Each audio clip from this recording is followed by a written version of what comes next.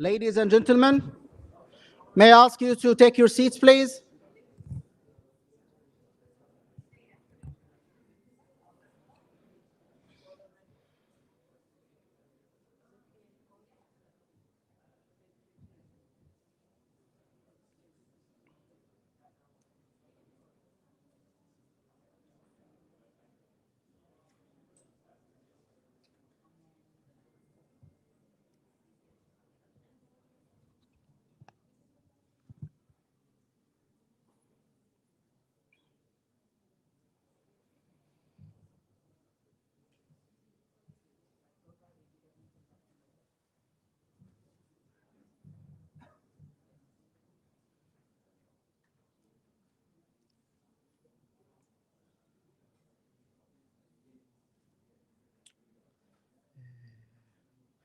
Faraz.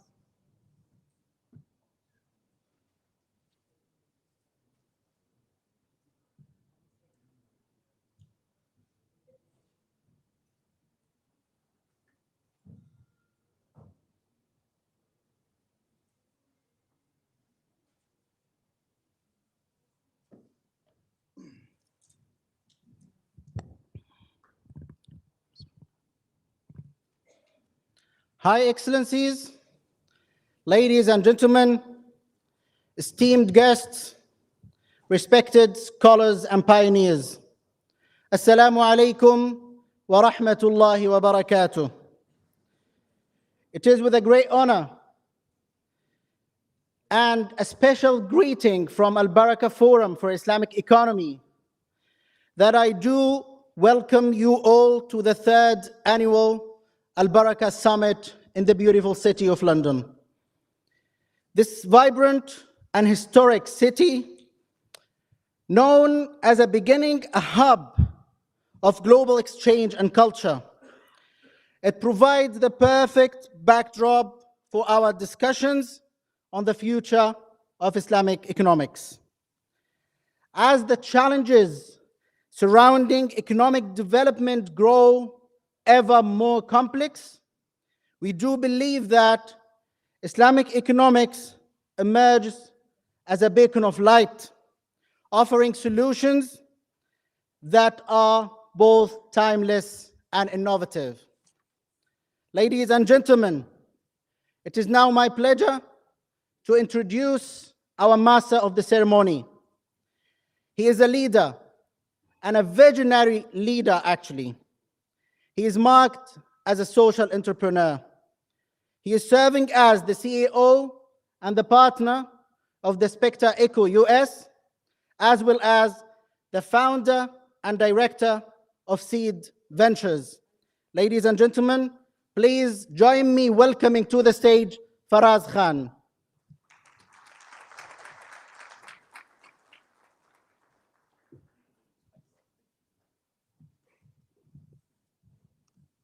Assalamu alaikum and good morning. Need a bit of energy from you guys, man. Good morning. Good morning. Yeah, that's more like it.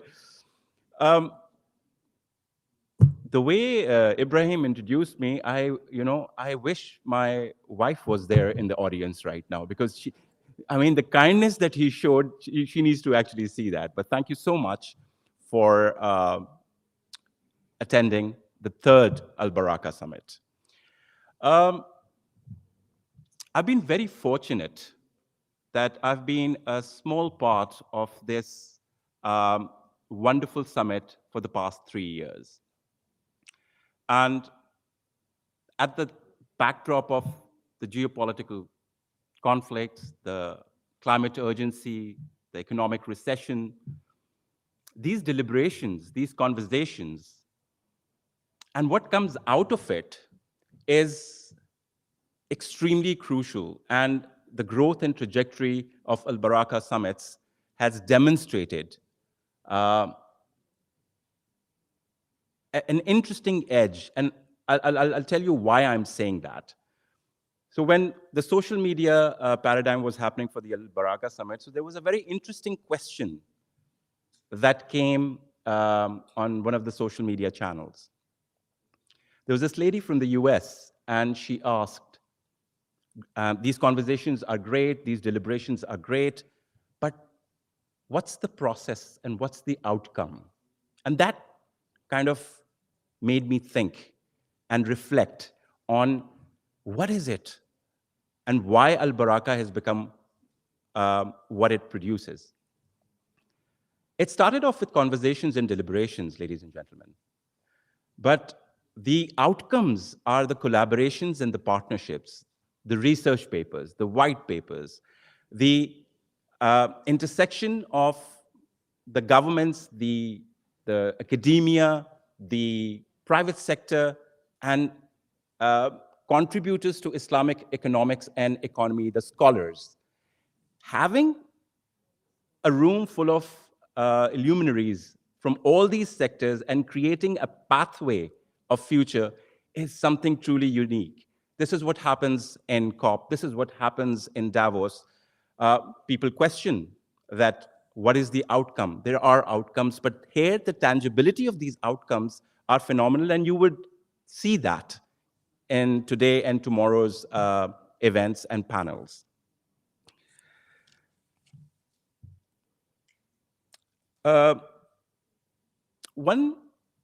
Another person that we were having a conversation in the morning asked me that when you look at the process, how is the process of AlBaraka?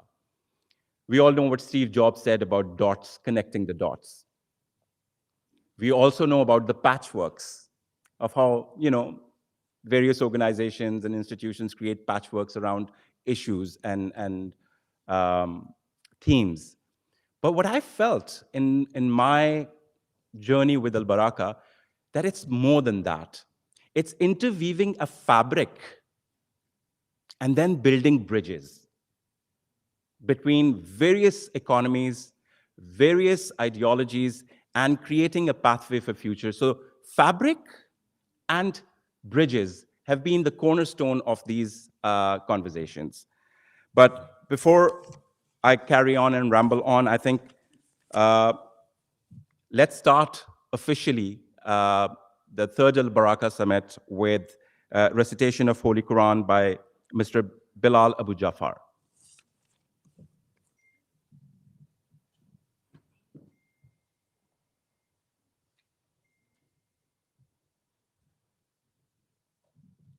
Assalamu alaikum.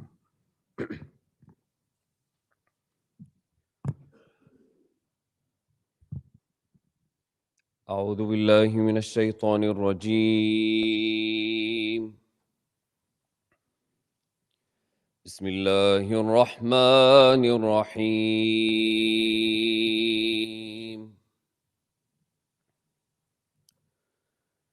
وعنده مفاتح الغيب لا يعلمها إلا هو ويعلم ما في البر والبحر وما تسقط من ورقة إلا يعلمها ولا حبة في ظلمات الأرض ولا رطب ولا يابس إلا في كتاب مبين.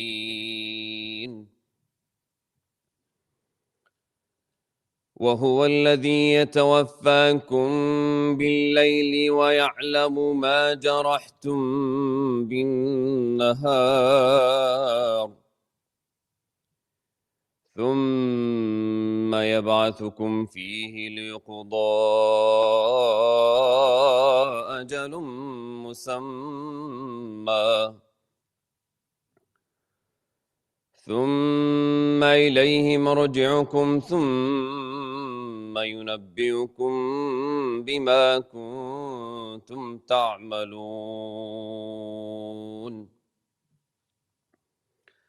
وهو القاهر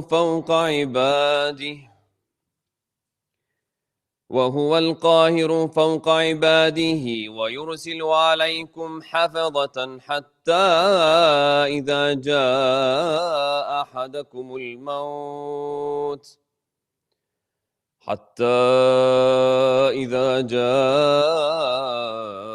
أحدكم الموت توفته رسلنا وهم لا يفرطون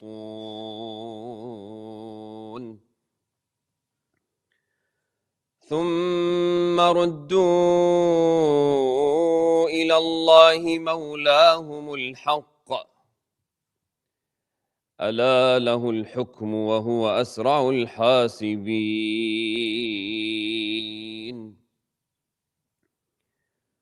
قل من ينجيكم من ظلمات البر والبحر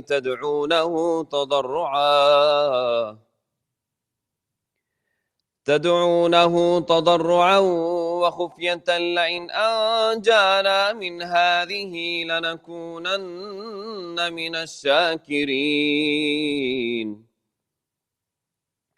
قل الله ينجيكم منها ومن كل كرب ثم أنتم تشركون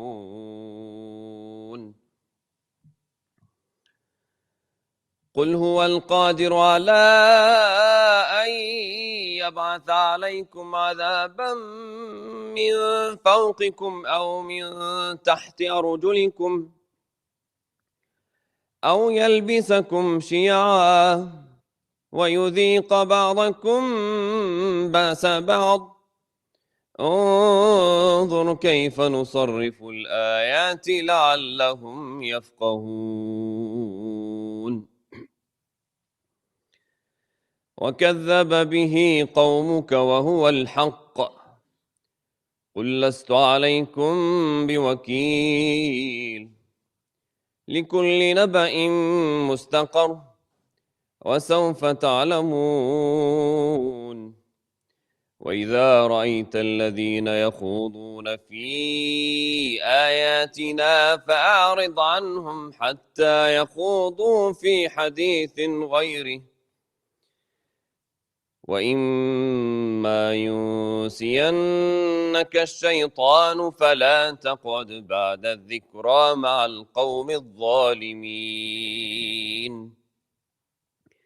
وما على الذين يتقون من حسابهم من شيء ولكن ذكرى لعلهم يتقون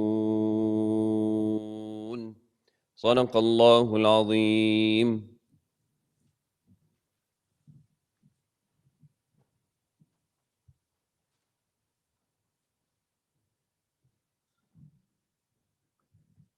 Thank you, Bilal. Jazakallah.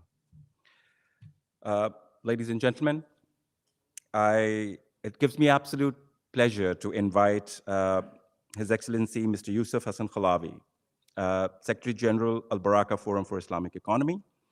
He specializes in comparative jurisprudence, international investments, arbitration, and dispute resolution.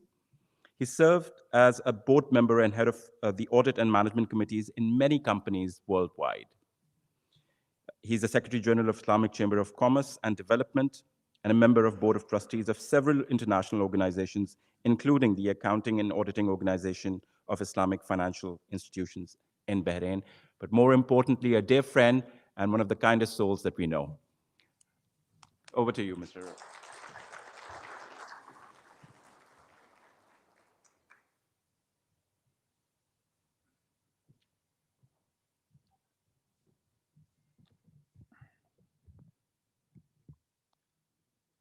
Bismillahir Rahmanir Rahim.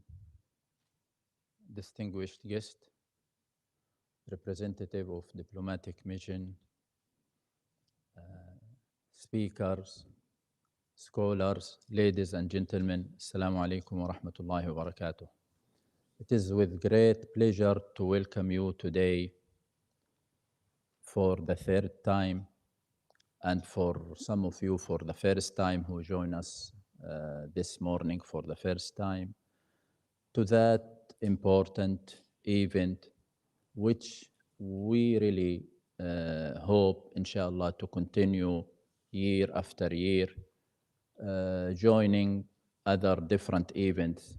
This year for us mark a very significant year, and it is in the same time the last year of our preparation phase from our first strategy.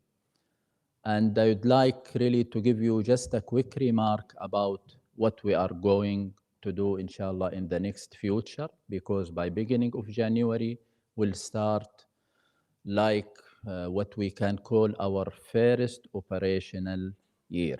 So all what we did before was just like a preparation. It is just, as I said, the first phase for preparation to launch, inshallah, our major and strategic project starting from next year, بإذن الله عز وجل. So Alhamdulillah, with the collaboration of you and others in different other cities, we already have 3 summits. We plan to have 4 summits. So Alhamdulillah, we achieved already like 75 of our goal on the summits. We are continuing with our oldest conference in the world of Islamic economy, as you know, in Al-Madinah. So next year, inshallah, will be number 45. We are so proud of that achievement. And this is really part of the legacy of AlBaraka. It is the first ever Islamic economy conference started at 1981. Based on that legacy, we built the existing forum of AlBaraka Foundation.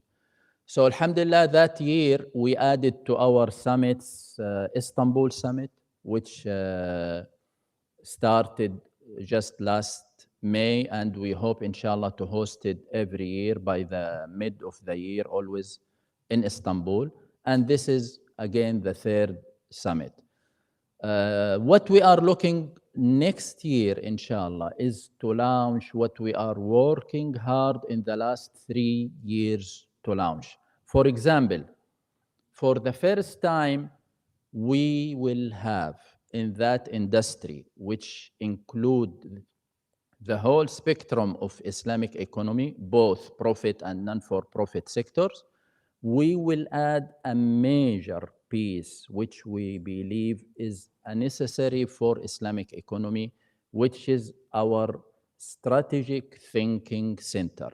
That center will focus only on the strategic issues globally. So for example, we are in the final preparation for our strategic thinking schools, which will consist every year of 2 seasons. We will start every year by winter season, then we will end with the summer season. So every season consists of 5 extensive days. This school will be dedicated to the future leaders in Islamic economy, inshallah. So we are working on that project for more than 2 years. This is our first project, which we will launch next year, the Strategic Thinking Center, which will have, inshallah, several initiatives. One of them is just the first school for strategic thinking. Another project, we are almost finalizing what we can describe as the first framework for communication strategies in Islamic economy. This project, we are working on it with our partner for more than 5 months. So it will finish, inshallah, before the end of this year. And hopefully we will launch it next year. For the first time, all institutions working on Islamic economy, and again, with economy we mean both sectors, the profit and non-for-profit sector, they will have like a framework for their communication strategies. Besides that, we are working on different initiatives focusing on sustainability.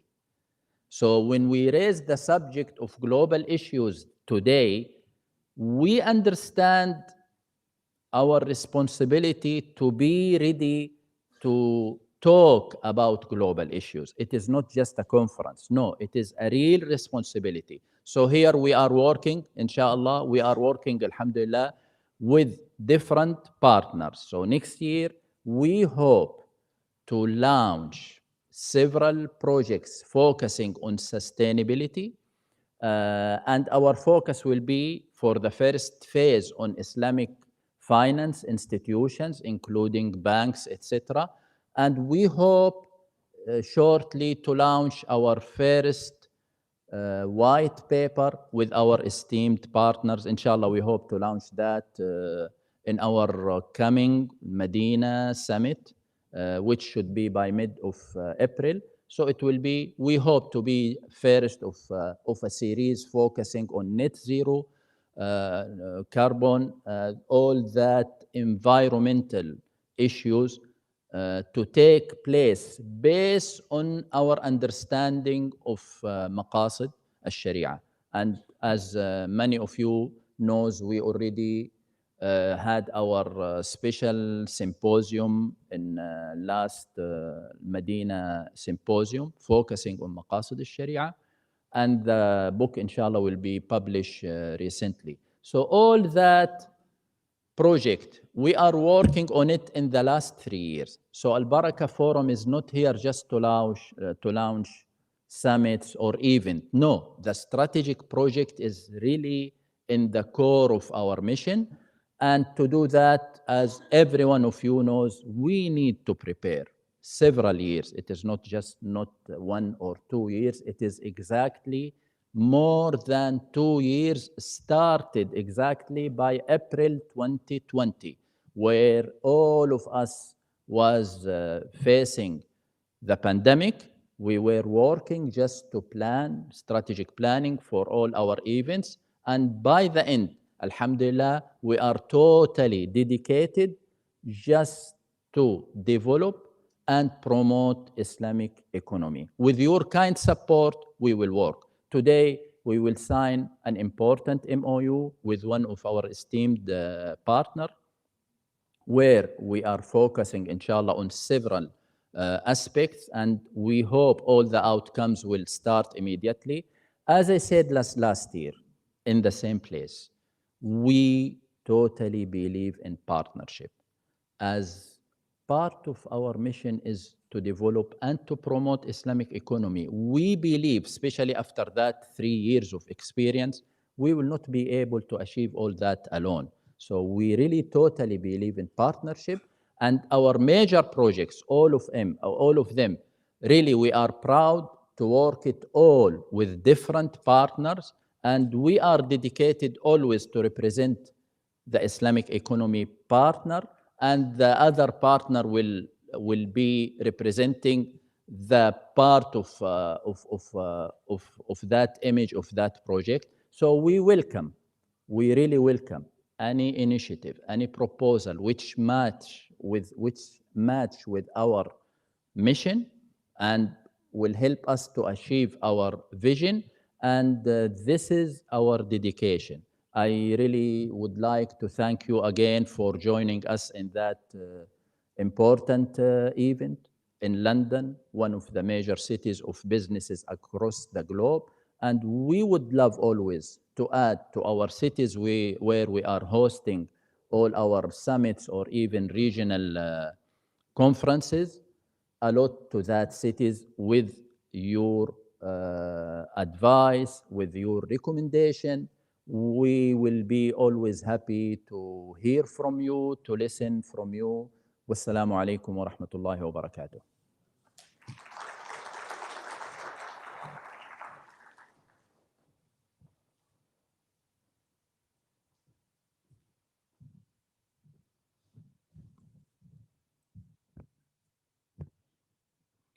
Thank you, Sheikh Yusuf, for sharing the context and all the future plans and collaborations and partnerships and the outcomes that we were talking about earlier. That gives a much clearer picture to all of the audience as well, people listening in social media. Ladies and gentlemen,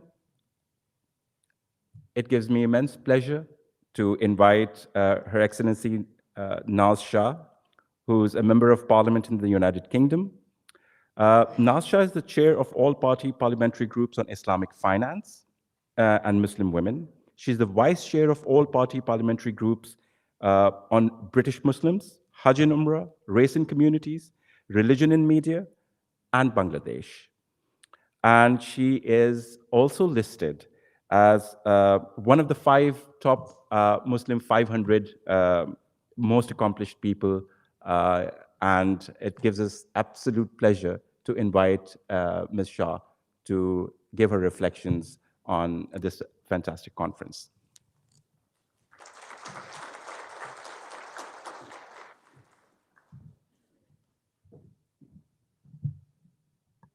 Thank you very much. Bismillahirrahmanirrahim. Assalamu alaikum.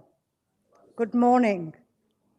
Come on, I can get a better assalamu alaikum, wa alaikum salam from this audience. It's a Saturday and you're in Mayfair. Where else could anybody want to be? Good morning, everybody. Good morning. That's better.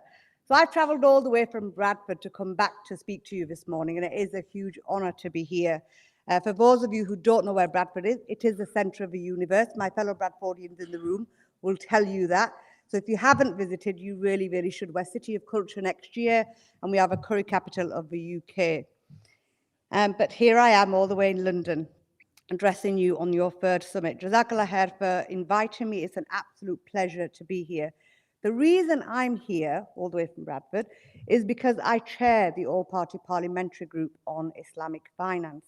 And I'm pleased that Omar is in the room because UKIFC are the secretariat to that. And I'm really grateful for that. I'm new to the world of finance. It was the late Lord Sheikh, God rest his soul, he was the actual chair, and I was the Labour person who, you know, the Muslim from Bradford with one of the largest Muslim constituencies, who was brought in to chair it because it was appropriate for my my constituency makeup, etc. And then I came into this world of yours, which you guys have lots of experience in, and I'm very, very new to. And it opened up a whole new debate for me and a whole new dialogue. And the reason it did was I didn't realize that where Islamic finance was here in the UK. I didn't understand that London was the capital of it. And I was on a steep learning curve, and I'm really, really grateful. But AlBaraka, by inviting me here last year and this year, has played a huge part in that. And lots of faces, familiar faces in the room who also educate me continuously. But the one thing I do know, and the one thing that is my bag, is the issue of Islamophobia. So since I've been here, it's my 4th time elected. I understand the concept of Islamophobia. I understand what it means as a Muslim, as a Muslim parliamentarian, but also with my Muslim constituency. And the reason I talk about Islamophobia is that I also understand and I make the links between how global financial markets, Islamic finance, can make a difference to that narrative. For those of you here were here last time, who was here last time? Just give me a show of hands. Okay, cool. So some of you are familiar with me going very off script last year. I'll probably do the same again this year.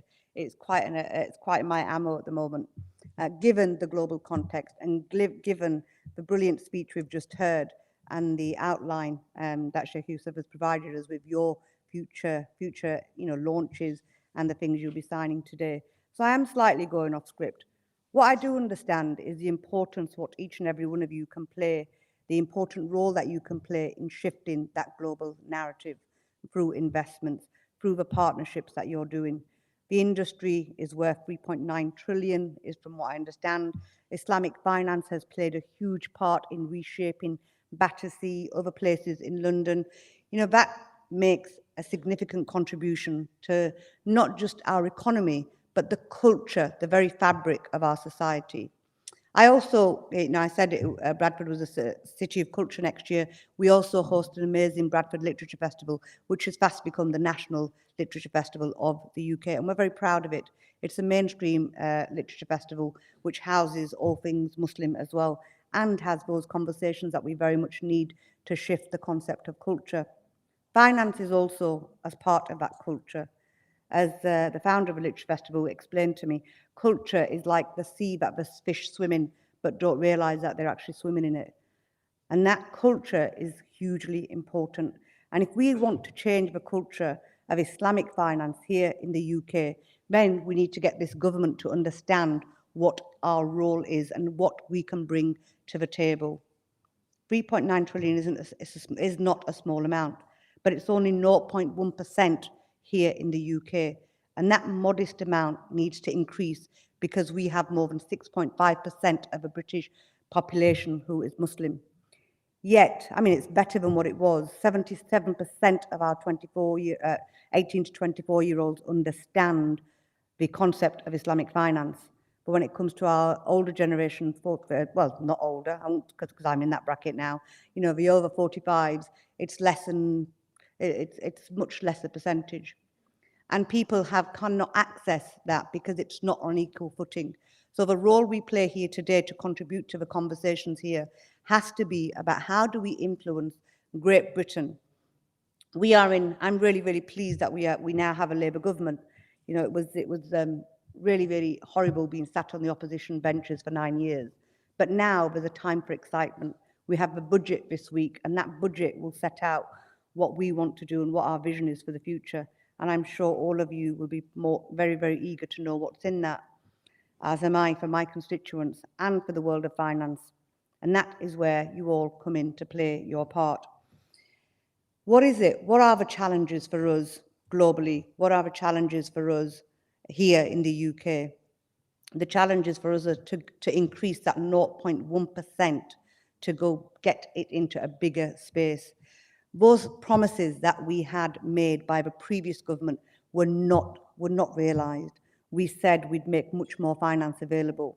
It is a testament to the work of people like yourselves. For example, UKIFC being an advisor on the issue of student finance right now. And that is a huge achievement. But this has taken years and years of work. And that years and years of work we need to see the fruit of that years of work now. This is the third summit. I'm really, really keen to see the launches, the agreements that you signed today, the work that you'll be doing. But ultimately, I leave you with a few messages. It has been difficult to implement Islamic compliant banking systems here in the UK. How can you support not just the people here, but how can you support the all-party parliamentary group, people like myself, to influence government to make sure that we are doing all we can? What would you like to see? The UKIFC had in the all-party parliamentary group, we had a consultation last year, and and during that consultation, it was. I'm just going to try and find the stats. The purpose was twofold: to gather insights and to better understand the obstacle faced by Muslim communities to accessing financial services, and to explore how we can promote equal access, develop tailored products, and ensure fair treatment across the financial sector as a whole. You're the experts, we're the politicians, we're the parliamentarians. We need your support to make sure that we're charting the right path to enable not just people like my constituents, because everything is relative, the person on the street, but financially, how do we grow business in a post-Brexit world here in the UK with a new government, with a new agenda, with 2 wars, one in Ukraine, one in Palestine, and we all know what's happened this morning. Those are the global challenges that we face. What is your role in supporting the development, the continued development? If we are to be taken seriously, and I know that we're making partnerships with Malaysia because that is the global centre of Islamic finance, and I really, really value the relationships that we have. But what more can be done? And I know there's much more that can be done. I know the people that access the finances here for Islamic compliant mortgages, we still do not have an equal footing. We still do not have that parity, whether it comes as stamp duty for people who are getting Sharia compliant mortgages, or whether it's the people who are now facing tax bills from the HMRC because they've changed their financial packages from businesses to Sharia compliant finances. And I know there's issues, there's many, many businesses across the UK who have approached the all-party parliamentary group to say the HMRC are clawing back potentially billions. And this is just because people have shifted their finances and put them into a Sharia compliant finance package or refinanced. Whichever way it is, the challenges are huge, but equally I see the opportunities are even bigger for us now. We do have a Labour government, and as much as I'm not part of a front bench and I'm not speaking on behalf of the Labour Party here, what I will say is I am a representative of a government that is open to conversation, that wants to grow this economy, that is very, very clear and committed to growing business. Now is the opportunity to have those conversations and influence wherever you can. I wish you a very successful 2 days. I will be around for the rest of the day. It would be reminiscent of me not to talk about, again, whilst I started with Bradford, I will finish with Bradford. For those of you who are not familiar with Bradford, we are the youngest population in the whole of Europe. We also have, and it is relevant to Islamic finance, because we have the largest Muslim population in Bradford. So Bradford, Birmingham, Newham, those are the places.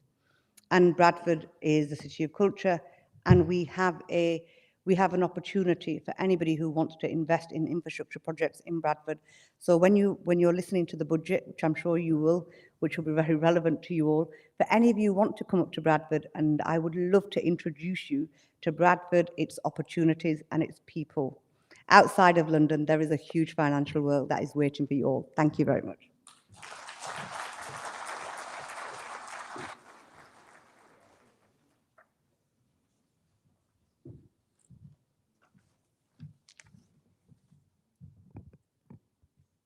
Thank you, Ms. Shah.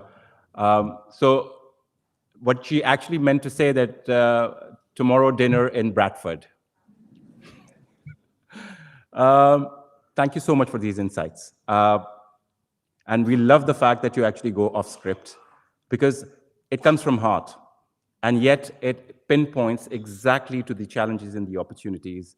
And thank you for giving us the context in terms of percentage and number and the quantum of opportunities that is available for Islamic finance and Islamic economies. Ladies and gentlemen, I would like to invite His Excellency Mr. Dino Selmovic. He's the advisor to the Minister of Foreign Affairs in Bosnia and Herzegovina. And he specializes in economic diplomacy, international relations, investment attraction, and communications. He holds a Master of Arts degree in Islamic banking with distinction from both the University of Bolton and the University of Sarajevo. He's also participated in programs at renowned institutions in Switzerland, Sweden, the USA, and Bosnia and Herzegovina. Please give a round applause to our next speaker, who's going to give us a reflection on this conference, Mr. Dino.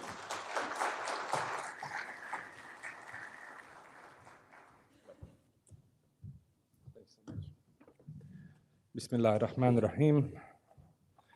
Your Excellency, Mr. Khalavi, Madam MP Naz Shah, Your Highness, Sheikh Khaled Al-Qasimi, esteemed colleagues, distinguished guests, ladies and gentlemen, Assalamu alaikum wa rahmatullahi wa barakatuh, and good morning to you all.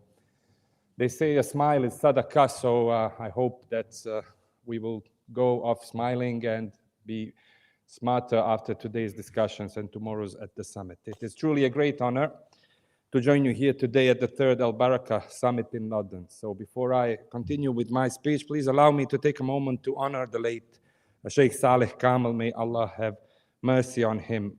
Sheikh Saleh Kamel's vision on Islamic finance and economy has left a lasting impact on the world. His work promoted the principles of Islamic finance, not just as an economic model, but also to achieve justice, welfare, and cooperation between nations. His generous support for education, including a project which I have been part of for several years, scholarships for thousands of students without one or both parents in Bosnia and Herzegovina, has touched many lives in my country. We are grateful for his legacy, and we are committed to carrying forward his vision of an ethical and inclusive economy.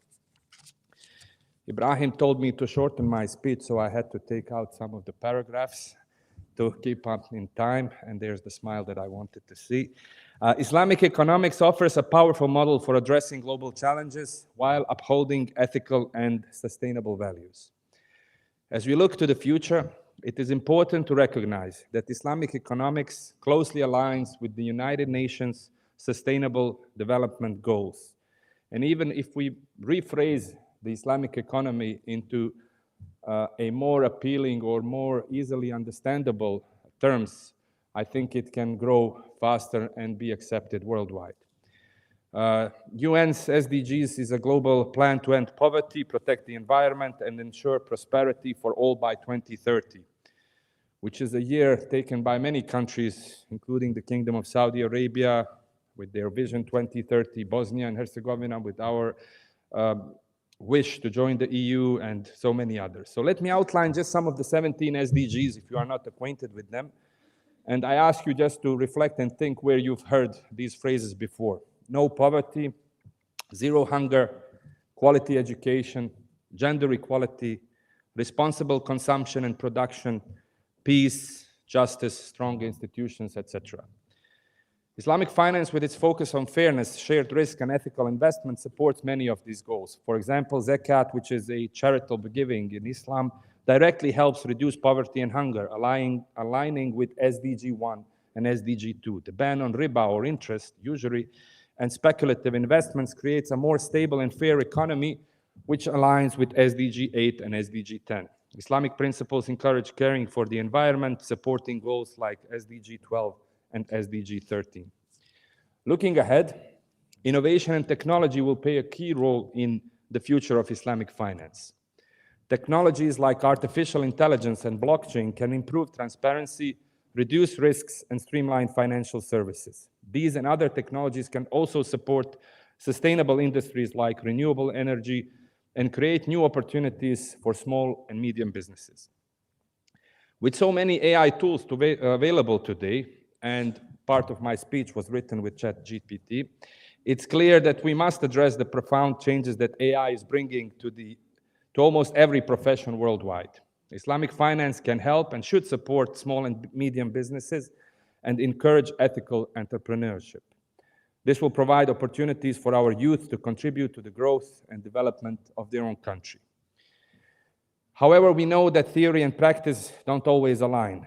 So let me address some of the key challenges and solutions that are facing the modern Islamic economy and Islamic finance. I've read and heard so many scholars and researchers here of their works being done, so I hope that they will address these topics throughout the day. One of the key challenges are global regulatory disparities. Islamic finance operates within a global financial system predominantly shaped by conventional banking standards. The lack of unified regulatory frameworks makes it difficult for Islamic financial institutions to operate globally. Developing an internationally recognized regulatory framework for Islamic finance could establish global standards while integrating with global financial regulation. As we heard Sheikh Khalavi, the strategic approach could be dealing with this as well. Unfortunately, geopolitical instability in key markets for Islamic finance affects foreign investments and disrupts the development of Islamic financial markets. Diplomatic engagement promoting Islamic finance as a tool for stability and development can help. For example, sukuk, which are these so-called Islamic bonds, can be used to rebuild war-torn regions by funding infrastructure and social projects. The lack of infrastructure and investment in Islamic fintech limits its ability to keep up with conventional financial technology advancements. Encouraging partnerships, which was also mentioned, between Islamic financial institutions and global technology companies should promote innovation. Investments in Islamic fintech hubs can support digital platforms, increasing global competitiveness. One of the key challenges we have been facing for decades, and we all need to work on, is general perception and misunderstanding of Islamic finance. In non-Muslim majority countries, there are often misconceptions about Islamic finance, leading to hesitation to engage with it. I believe that economic and diplomatic cooperation can bridge these gaps. Governments and financial institutions can work together to educate international markets about the benefits of Islamic finance, mostly its ethical principles, resilience in financial crisis, and contribution to sustainable development. These actions probably need to include a better and truer representation of Islam in general, and here lies the responsibility of each and every one of us to portray it in a clear and a truthful manner, but also to act upon the principles we are promoting. Islamic finance provides the tools to create a fairer, more sustainable world. It's up to us to put those tools into action. As we gather here today, I call on all of us, political leaders, business communities, academia, and innovators, to seize the moment. Bosnia and Herzegovina could play a connecting role in the halal economy, ethical finance, and digital innovation. We are eager to build partnerships that cross borders and help shape a more just and sustainable global economy. As an advisor to the Minister of Foreign Affairs of Bosnia and Herzegovina over the past year, which has been my first government-related job, I have spent the past year working on rebranding the country, both internally and most importantly abroad. Bosnia and Herzegovina for 3 decades was a country which was torn by the war and needed help and support. Now we are entering a new stage, similar to the AlBaraka group's efforts, where we need strategic partnerships and development opportunities. Bosnia and Herzegovina is uniquely positioned in Europe, serving as a cultural and geographic bridge between East and West. Our Muslim population has been part of Europe for centuries, giving us a strong connection to Islamic values and culture, but also we are part of European culture. This makes Bosnia and Herzegovina a natural hub for the halal industry in Europe. With the growing global demand for halal products, Bosnia and Herzegovina's strategic location, strong Islamic heritage, and alignment with European standards makes us an ideal place for halal production, trade, and certification. We are already known worldwide for our halal certification, halal-friendly tourism, and investment opportunities. Many business events in Bosnia and Herzegovina are worth your attention, including the Sarajevo Business Forum, Sarajevo Halal Fair, and others. And I'm pleased to announce that earlier this week, National Geographic Travel magazine has named Sarajevo, capital of Bosnia and Herzegovina, the best world destination for 2025, giving you one more reason to visit my beautiful city and country. And before I end, I want to share a personal story from my high school days, 25 years ago, where I didn't have much knowledge about, let's say, Islamic economics, Islamic banking. One of our professors asked us, what do you think is the most Islamic country in the world? And all of us were answering, top of our head were the Muslim majority countries, all of us. And he said, what about Norway? What about Sweden? And we were like surprised, what do you mean? They are not Islamic countries. And he said, he explained basically, being Islamic doesn't necessarily mean a Muslim majority population. It means upholding justice, reducing poverty, ensuring equal rights, and providing opportunities for all. That lesson 25 years ago really shaped my view on the world in general, and I offer it as food for thought for all of you present here today. I wish to thank His Excellency, Mr. Yusuf Khalavi, for the invitation and the support. I appreciate the hard work of his dedicated team for organizing this magnificent summit in London. And in closing, let us carry forward the legacy of Sheikh Saleh Kamel. Let's come together to build a world where economic growth is measured not only by profit alone, but how well we care for our people, our planet, and our future. Assalamu alaikum wa rahmatullahi wa barakatuh.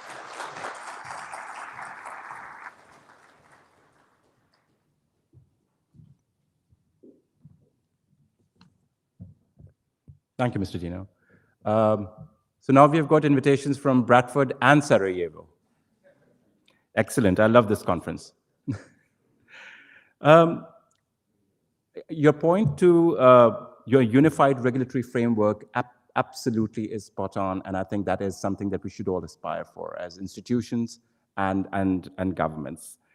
And your analogy and experience of the Nordic countries as providing an ecosystem that really reflects the Islamic principles in practice is also an amazing food of thought. So thank you for that, Dino. Ladies and gentlemen, let's watch a short film on Islamic economics as an integrated ecosystem, which would be followed by the MOU signing. AlBaraka Forum for Islamic Economy. Introduce Islamic economics as an integrated ecosystem.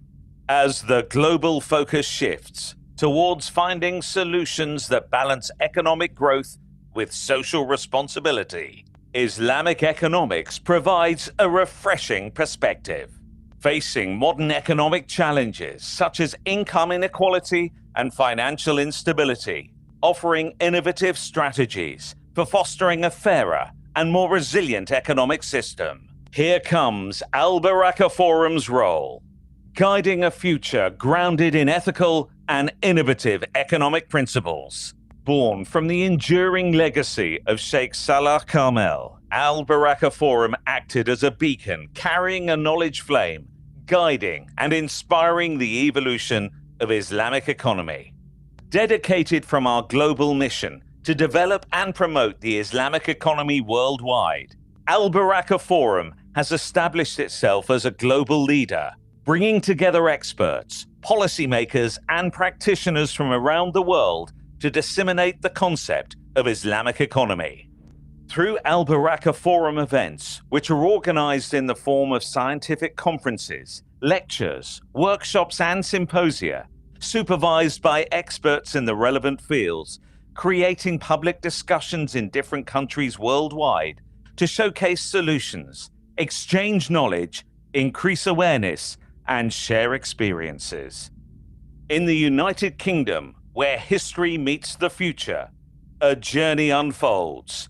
Organizing annual summits in London, where each gathering has paved the path for advancing Islamic economics, serving as platforms for sharing insights, fostering collaboration, and driving the global conversation on Islamic finance. This year, AlBaraka Summit in London returns for its annual meeting, focusing on global prospects for Islamic economics, a path to a sustainable, ethical, and innovative global economy, providing an in-depth understanding of the core principles, ethical foundations, and Sharia objectives of Islamic economics in light of the design topics, embracing the legacy of the previous summits and looking ahead.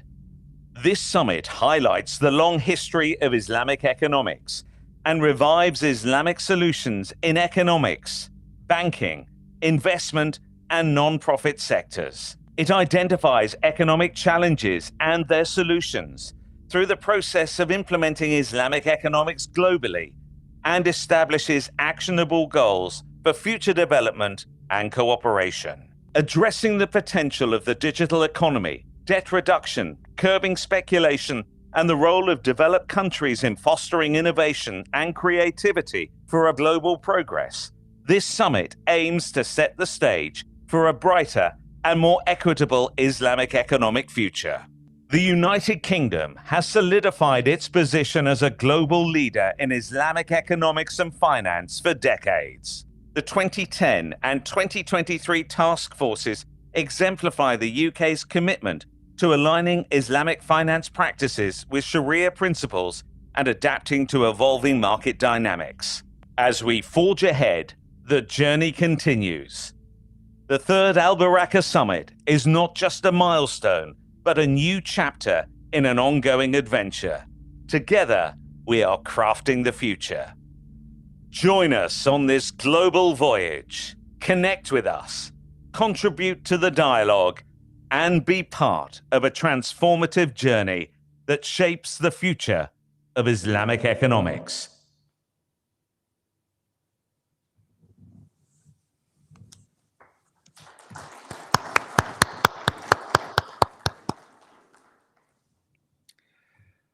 Ladies and gentlemen, I would like to invite His Excellency Mr. Yusuf Hassan Khalavi from AlBaraka Forum for Islamic Economy and Professor Mehmet Asute, the Director of Durham Center for Islamic Economics and Finance, for the MOU signing. And I would like to invite Mr. Abdul Ilahi Sabahi, CEO of Dar es Salaam.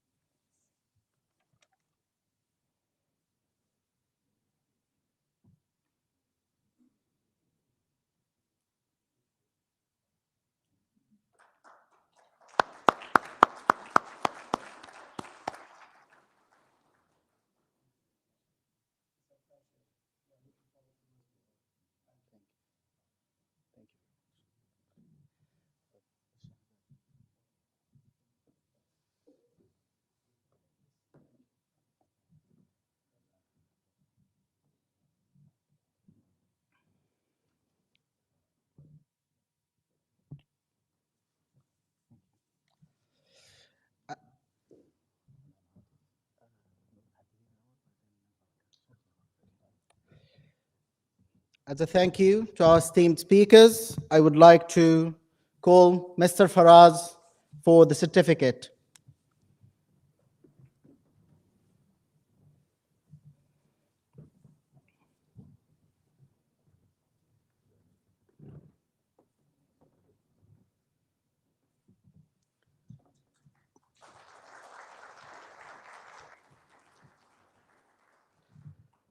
Mr. Bilal Abu Jafar.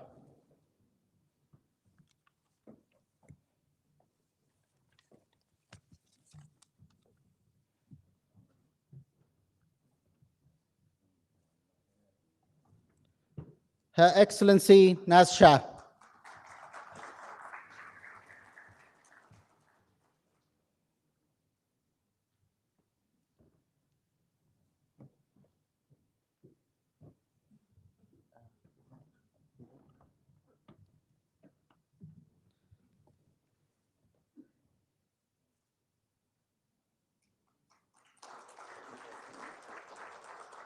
His Excellency Mr. Dino Samovich.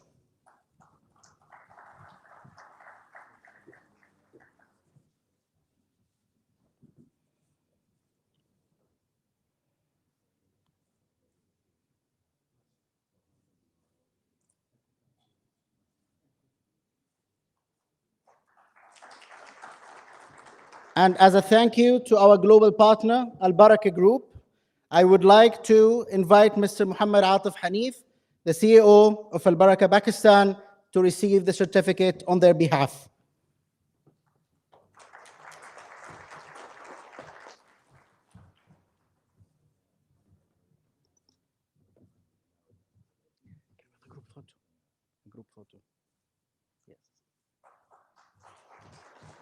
And now just a time for a group photo.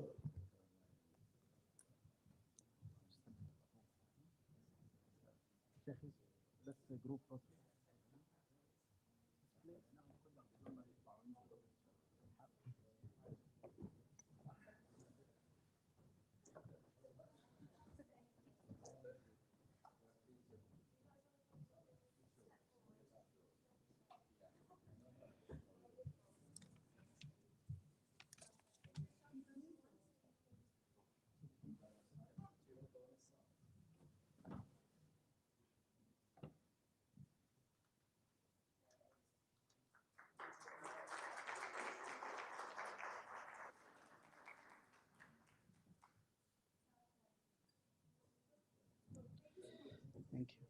Now we will just take a 5 minutes pause to set up the stage for the next session.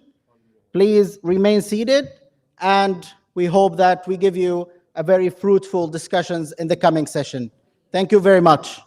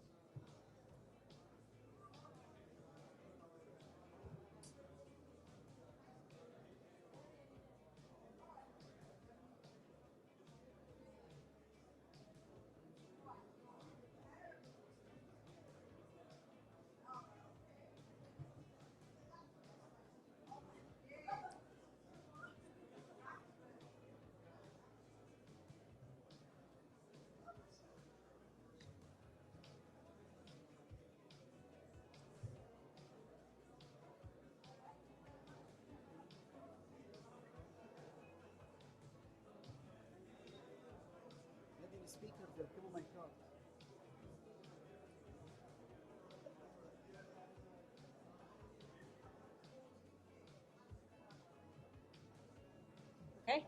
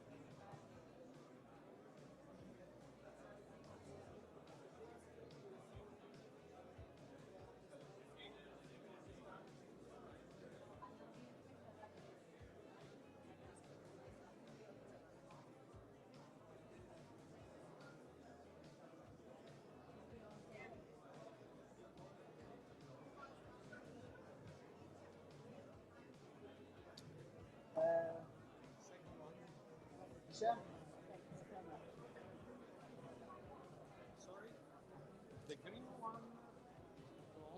big green one goes forward.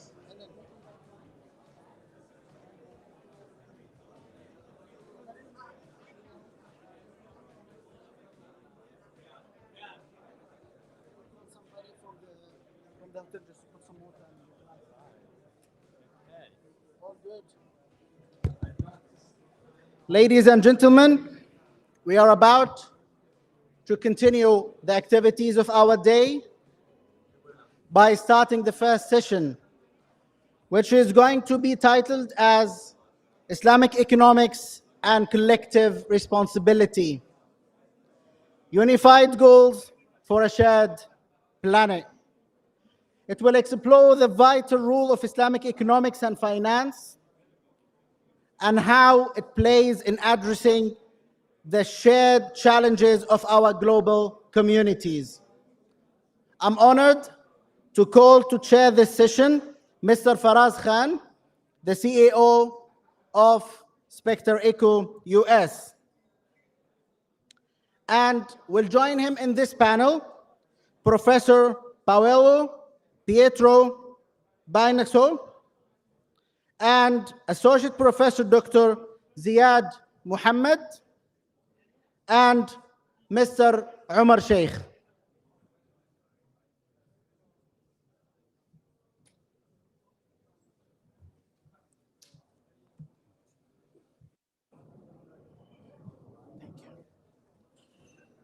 Assalamu alaikum. How are you? Assalamu alaikum. Lovely to meet you, Omar. Omar, assalamu alaikum. Lovely to meet you. Breakfast was slightly different at times.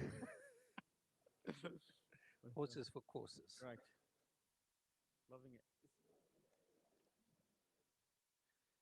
I haven't written down my speech or anything, and I'm not accustomed to doing that. Are we not doing it from the? Yeah, we'll be doing it there. Professors.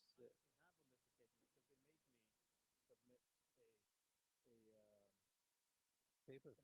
Yeah, I'm just going to get my notes, yes.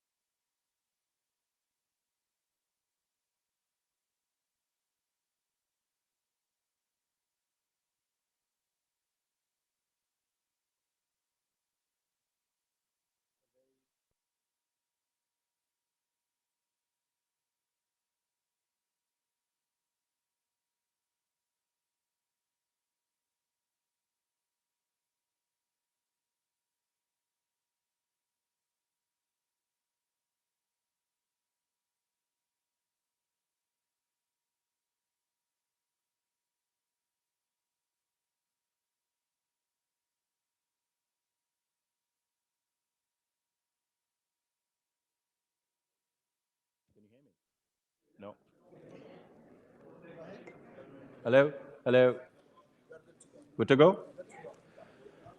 Ladies and gentlemen, could I request you guys to please take a seat as we have a very insightful panel and some really top-notch experts. And it'll be great to have a very first understand and see their presentations, and then have an interactive dialogue on this very important topic of Islamic economics and collective responsibility, unified goals for a shared planet. I've been part of the SDG movements and ESG transitions, and at the same time, we've been exploring the Sharia principles of goodness and kindness and financial frameworks as well. And there are so many similarities, as Dino mentioned in his speech as well. So this discussion personally for me is very, very interesting because we've got three very interesting perspectives from three different parts of the world, and subject matter experts. So forgive me in advance because I would ask some out-of-the-box questions, so I hope you guys would not mind. Now, allow me to introduce our esteemed panel. We have got Professor Paolo Pietro Biancon. He's a full professor of business administration and Islamic finance, University of Turin, Italy. Professor Paolo is chartered accountant, an auditor, freelance journalist, and an author of numerous accounting and social entrepreneurship publications. He's the editor-in-chief of the European Journal of Islamic Finance and European Journal of Social Impact and Circular Economy. Then we have the Associate Professor, Dr. Zayad Mohammed, lead researcher, Center of Islamic Social Finance at International Center for Education in Islamic Finance University. Dr. Zayad is the head of online program at INCEIF University. He is currently a visiting fellow at the Oxford Center for Islamic Center. He has advised financial institutions and regulators in Islamic finance, regulation, social finance, fintech, and sustainability for almost 25 years in more than 20 countries, and has instructed over 12,000 trainees. Last but not the least, we have got Mr. Omar Sheikh, Managing Director, Global Ethical Finance Initiative. He's also a chartered accountant by profession. Having worked in audit and private equity, he specializes in ESG, sustainable and responsible finance, and has spearheaded a number of sector development initiatives since 2008. Mr. Omar has advised numerous financial institutions across London, GCC, and Africa, and has been appointed by governments and regulators to advise on the enabling policy and regulatory frameworks for Islamic finance. We'll have a lot of fun, ladies and gentlemen. Could I request, so the format would be that we would have 10 minutes each for the presentations, then we would have some question and answer sessions, and then we'll open it to the floor to ask some really tough questions. So guys, you've got to listen, you have got to kind of ask, because the idea is deliberation. Idea is making sure that tough questions are asked, and we create a progressive dialogue for mutual understanding. So for me, you are my partner in crime right now. So please, your attention and your questions will be very much appreciated. So I would like to invite Professor Paolo for his first presentation. Okay, thank you. Ladies and gentlemen, esteemed guests and distinguished colleagues. First of all, I would like to thank the Scientific and Organizing Committee for inviting me. Today, we are here with a shared purpose to explore how Islamic finance principle can align with the environmental, social, and governance criteria, and how together they can create a sustainable, fair, and ethical financial future. As the world faces climate change, inequality, and governance failure, ESG has become a framework to drive responsible investment. ESG goes behind profit. It incorporates the impact of our financial decision on the environment, society, and government structure. What is fascinating is the natural alignment of this principle with the ethical foundation of Islamic finance. Islamic finance, grounded in principles like risk sharing, prohibition of interest, and avoiding harmful activities, is deeply committed to fairness, justice, and environmental stewardship. Islamic finance instruments promote transparency and social justice, align closely with ESG goals, and contribute to broader global sustainable effort, particularly the United Nations Sustainable Development Goals. The global financial landscape is undergoing significant transformation with an increasing focus on sustainable and responsible investment. Islamic finance, with its core principle, including risk sharing, prohibition of harmful activities, and commitment to social justice, provide a robust framework for integrating the practice into broader financial markets. Therefore, we start initial research on the inherent compatibility of Islamic finance with ESG framework. So the research question under investigation that we did with my research group are First of all, how do Islamic finance principles align with ESG and contribute to SDGs? The second, what themes and trends exist in the literature on Islamic finance and SDGs integration? And the third, what challenges and opportunity exist for Islamic finance in adopting ESG, particularly financial inclusion? As methodology, using a systematical literature review as our methodology framework, we truly explored the academic research and the intersection of Islamic finance and ESG principles. This approach, complemented by bibliometric and content analysis, allows to synthesize existing studies and trends, ensuring a comprehensive understanding of global development in this emerging area. We define clear boundaries to limit the scope of paper, including focusing on sources that discuss the integration of Islamic finance with the sustainability objective. The journals were carefully selected to ensure our research was drawn from authoritative sources. By identifying critical theme areas such as green sukuk and WOC, we were able to map the role this instrument play in achieving sustainable development goals like climate change mitigation and financial inclusion. The literature was then classified into thematic taxonomy, and detailed thematic analysis was conducted, highlighted trend and gap in the research landscape.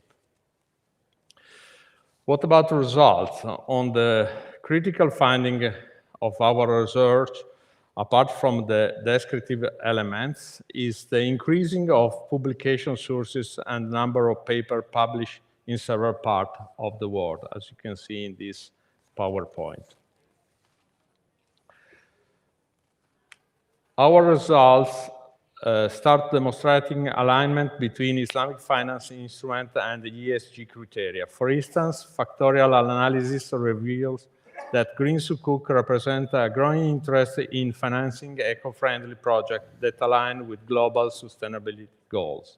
Green sukuk has emerged in our cluster number 1 as a vital tool for funding environmental sustainable projects, particularly in sectors like renewable energy, infrastructure, and climate change mitigation.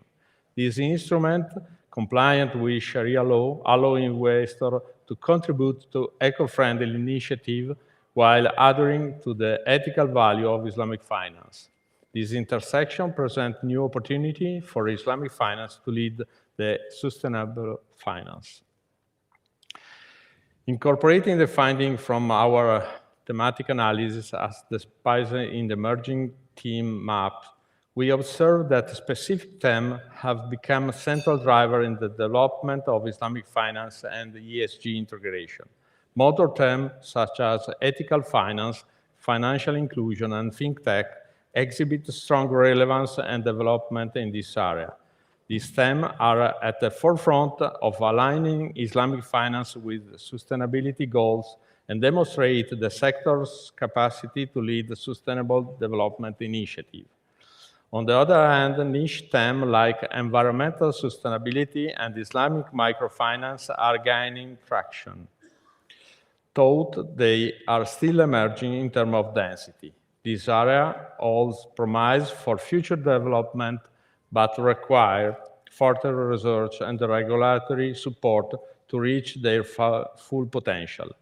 Basic themes such as green sukuk and sustainability form the foundation of Islamic finance contribution to ESG, reflecting the inherent comparability between Sharia principle and sustainable investment strategy. As you can see, the role of WOC, Islamic endowment, is expanding today financial landscape. Traditionally used to fund the social welfare project, modern WOC models are being adapted to address crucial challenges such as poverty alleviation and educational access, further integrating Islamic principle with global sustainability objectives. Moreover, fintech innovations such as blockchain and smart contract are transforming Islamic financial institution operation improving transparency, efficiency, and economic inclusion. This innovation opens up new opportunities to address the financial needs of underserved population while ensuring compliance with Islamic ethical standards. Furthermore, our study highlights several challenges such as scalability and the need for enhanced regulatory framework to support broader ESG adoption within Islamic finance. Addressing these challenges is crucial for effectively integrating Islamic finance principles with the global sustainability effort. One exciting avenue for overcoming these challenges is increasing collaboration between Islamic and conventional financial institutions. By developing the ESG compliant product together, we can harness the strength of both systems, combining Islamic finance ethical focus with conventional finance global reach. As we embark on this journey together, I encourage you to take full advantage of this opportunity to exchange ideas, share insight, and collaborating on solutions. Let us not forget that finance is not merely about economic growth, it's about social justice, environmental protection, and creating a better future for future generations. In conclusion, Islamic finance aligns strongly with the ESG, contributing to the SDG agenda much more than conventional finance. Is trying to move its asset in more sustainable practice. This represents a significant opportunity at the same time challenges for Islamic financial institutions to adopting the ESG. I just want to add one thing that I came from the University of Turin and we are in a non-Muslim country, so I think that all the suggestions that you can provide me to develop in a better way Islamic finance also in Italy, that is a very tough situation, is welcome. Thank you.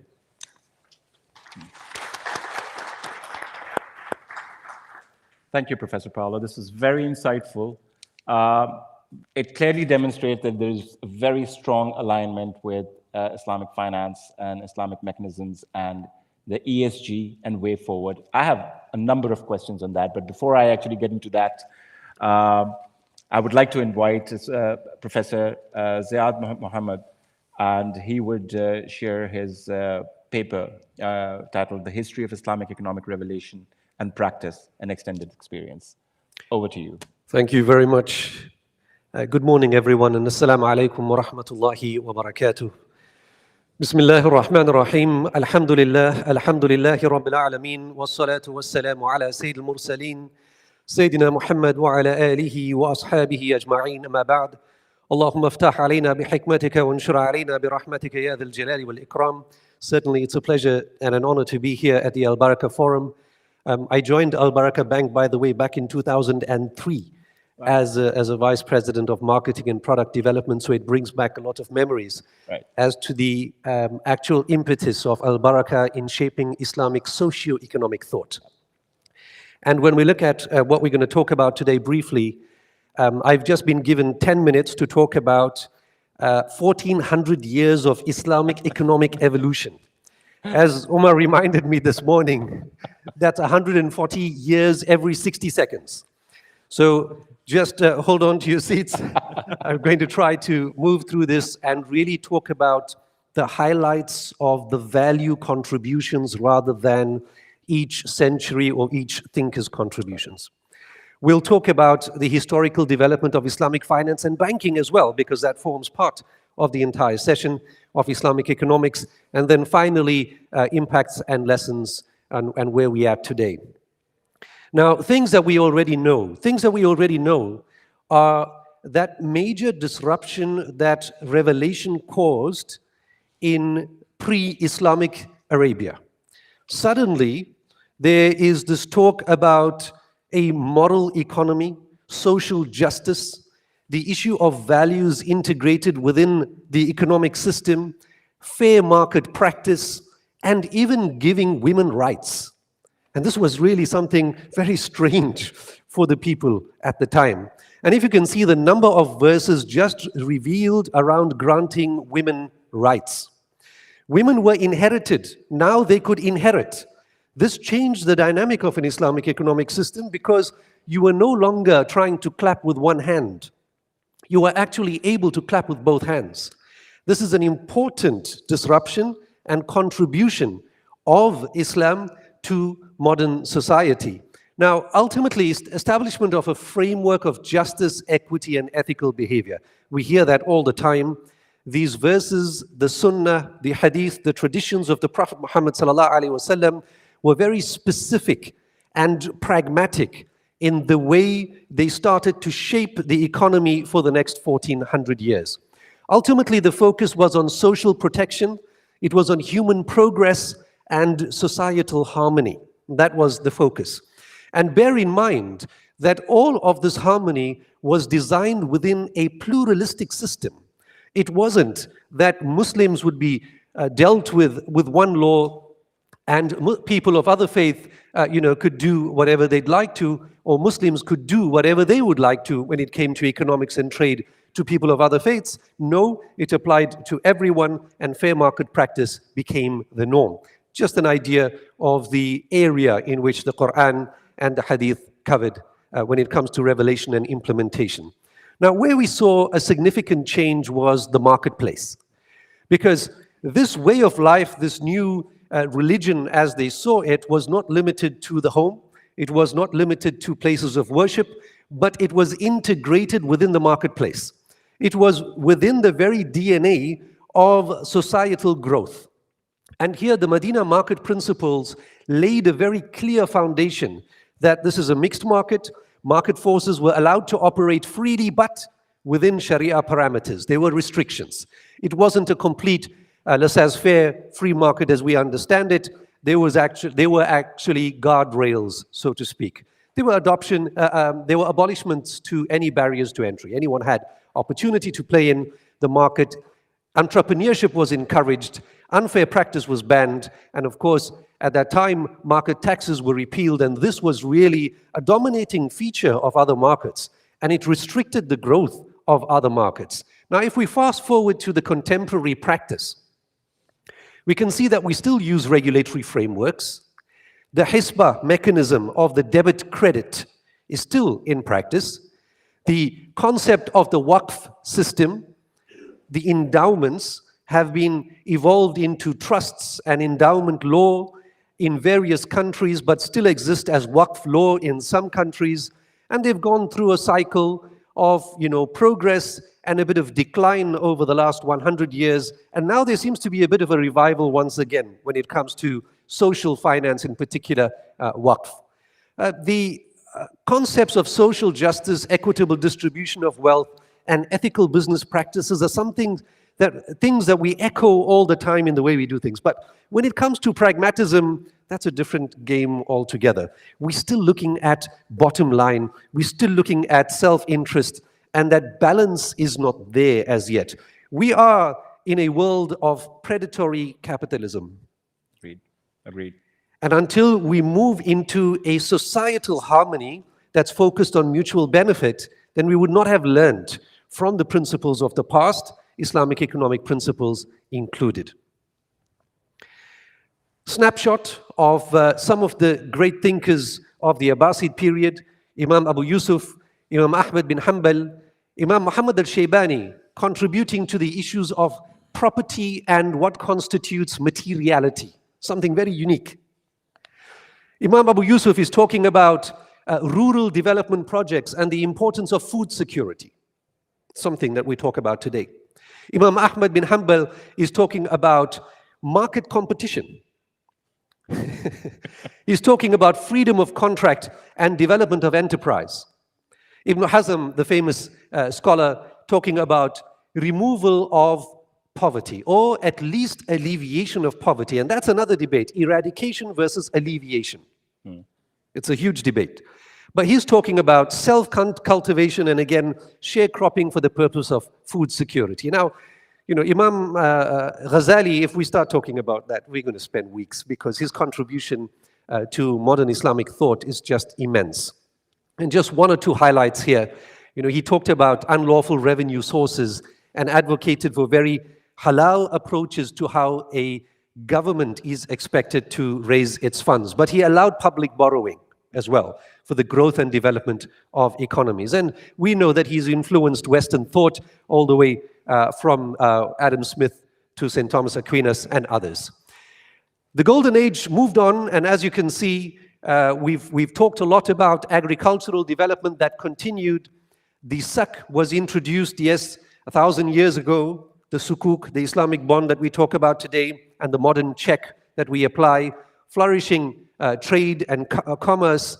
But I want to point out Al-Maqrizi's contribution here. Al-Maqrizi said, if you were to only utilize a gold standard, bear in mind I'm condensing a lot of information, the gold standard may lead to the issue of good money being driven out by bad money. This is Gresham's law as we know it. So another major contribution. Ibn Khaldun comes in, and Ibn Khaldun says, well, you know, I have this social idea, this asabiya concept, and this concept of solidarity means that a collectivist approach is the only way we can progress. And if you want to see that in practice, you've got to outline 8 principles, and each one connected closely. The sovereign strength comes from the Sharia, and that goes on and strengthens the people. In order for people to be strong, they need wealth, and wealth is driven through development. Development must have justice, and justice is the criterion that Allah sets upon mankind, and it's the sovereign's responsibility and the public's responsibility to then understand and integrate that justice. The Ottomans, and we only have 45 seconds left. And you can see that the Ottomans have done a huge contribution to civilization when it comes to state-owned enterprises. The Waqf foundation again developed further, and then the expansion and institutionalization. Islamic finance being now relegated to 30 seconds. And as you know, it's developed quite substantially, but like in the UK and many other countries, there's a lot of criticism around Islamic finance. The fact that it has not fulfilled its dynamics, it focuses on form and not substance, it focuses on debt and not equity, it focuses on mimicking instead of leading, but it has contributed to $4 trillion worth of economy. It has achieved social capital and created thousands of jobs. It has advanced Sharia thinking and decision-making to a level never thought of before. But social impact, and you can see that it was discussed even earlier, and our respected professors also talked about the impact of social development. And here we know Akhuwat and its major contribution. We know about the Malaysian zakat contribution in Kenya, where $1.2 million of zakat turns into $20 million of output. This is something that can be replicated. And then we talk about Basnas and finally social impact. And I'm going to close with this, if you permit me. They said 10 to 12 minutes, so I'm taking advantage of that last minute. Balanced Islamic finance ecosystem, and that's what we require. Right now, we've got these little offshoots of how we can do Islamic banking, why we need socio-economic justice and social finance.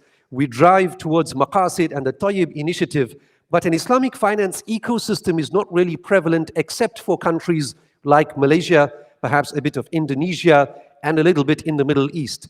But they have been rather in silos, and therefore they lend themselves to a lot of criticism.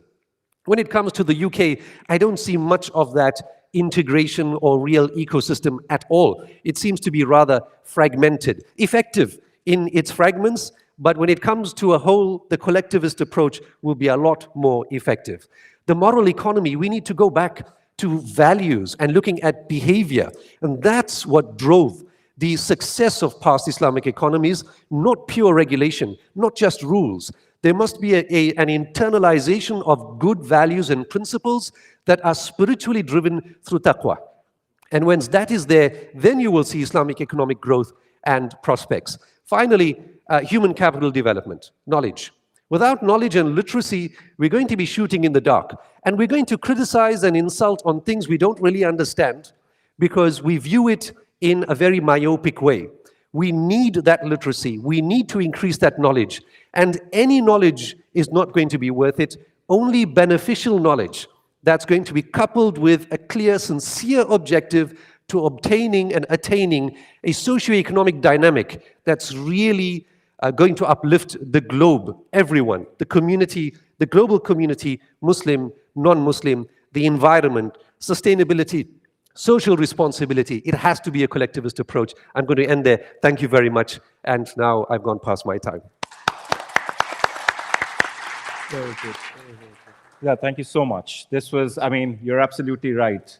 Time is a currency, and this was a stark reminder that although the context and the substance of conversation is so solid, but I have questions. I am really yearning to but I would let Umar to carry on with his 10 minutes and on global synergy, crafting the fair and Islamic sustainable economy together. And then there are a few questions for my esteemed panel. It's not questioning, it's asking question to understand. So, and I would urge my wonderful crime partner, the audience as well, to think about the questions we can potentially ask. Omar, over to you. Okay, Bismillah ar-Rahman ar-Rahim. Assalamu alaikum wa rahmatullah. Your Excellencies, distinguished guests, speakers, participants, good morning. Pleasure to be here, and like to first commend AlBaraka Banking Group and the foundation for this summit. I think the work of His Excellency Yusuf and Ibrahim and all the team is spectacular. Very simply, I'm not an economist. I'm not a theologian. I'm not a professor. I come to add some reflections as a practitioner. My work is in the mainstream sustainable finance space, where I've been operating. Jeffy's been based, we're headquartered up in Edinburgh, and we've been doing a lot of work building out the ecosystem for mainstream sustainable finance. By background, I was also been involved in Islamic finance as well. And over the last few years, we've done a lot of work launching the Global Islamic Finance and UN SDGs Task Force, which has looked at the exact overlaps between the SDGs and Islamic finance. As you mentioned, Professor, with the UK government and Islamic Development Bank, we launched that at Glasgow COP, and the high-level working group on Green Sukuk and Project AIB as well. So I'll touch on some of those factors. So how does all of this great thinking, all this great philosophy, all this great economic principles, how does it actually play out on the street? What is the reality of what we see? First of all, sustainability, a new funky buzzword. Everyone all of a sudden is a sustainability expert. I think we've got 100 of them in the room, which is fantastic. But the question is, how did we get here? Why does sustainability matter all of a sudden? Well, I'd like to proffer two reasons. Number one is the climate crisis. After everyone spent a lot of time denying it, funded by the oil majors, we've now realized, well, you can't deny it. And number two is the global financial crisis, which plunged the world into austerity, this country as well. But of course, prior to that, we've had the Chicago academics, we've had many others talking about ESG and sustainability. And right here in the city in the late 90s, when I first started in my career, I asked about ethical finance. And I was mocked, laughed at, and said, that's for the tree huggers, for the hippies, and for the faithy guys to go speak to the Church of England. So it's lovely to see it's being mentioned everywhere now, which is just excellent, right?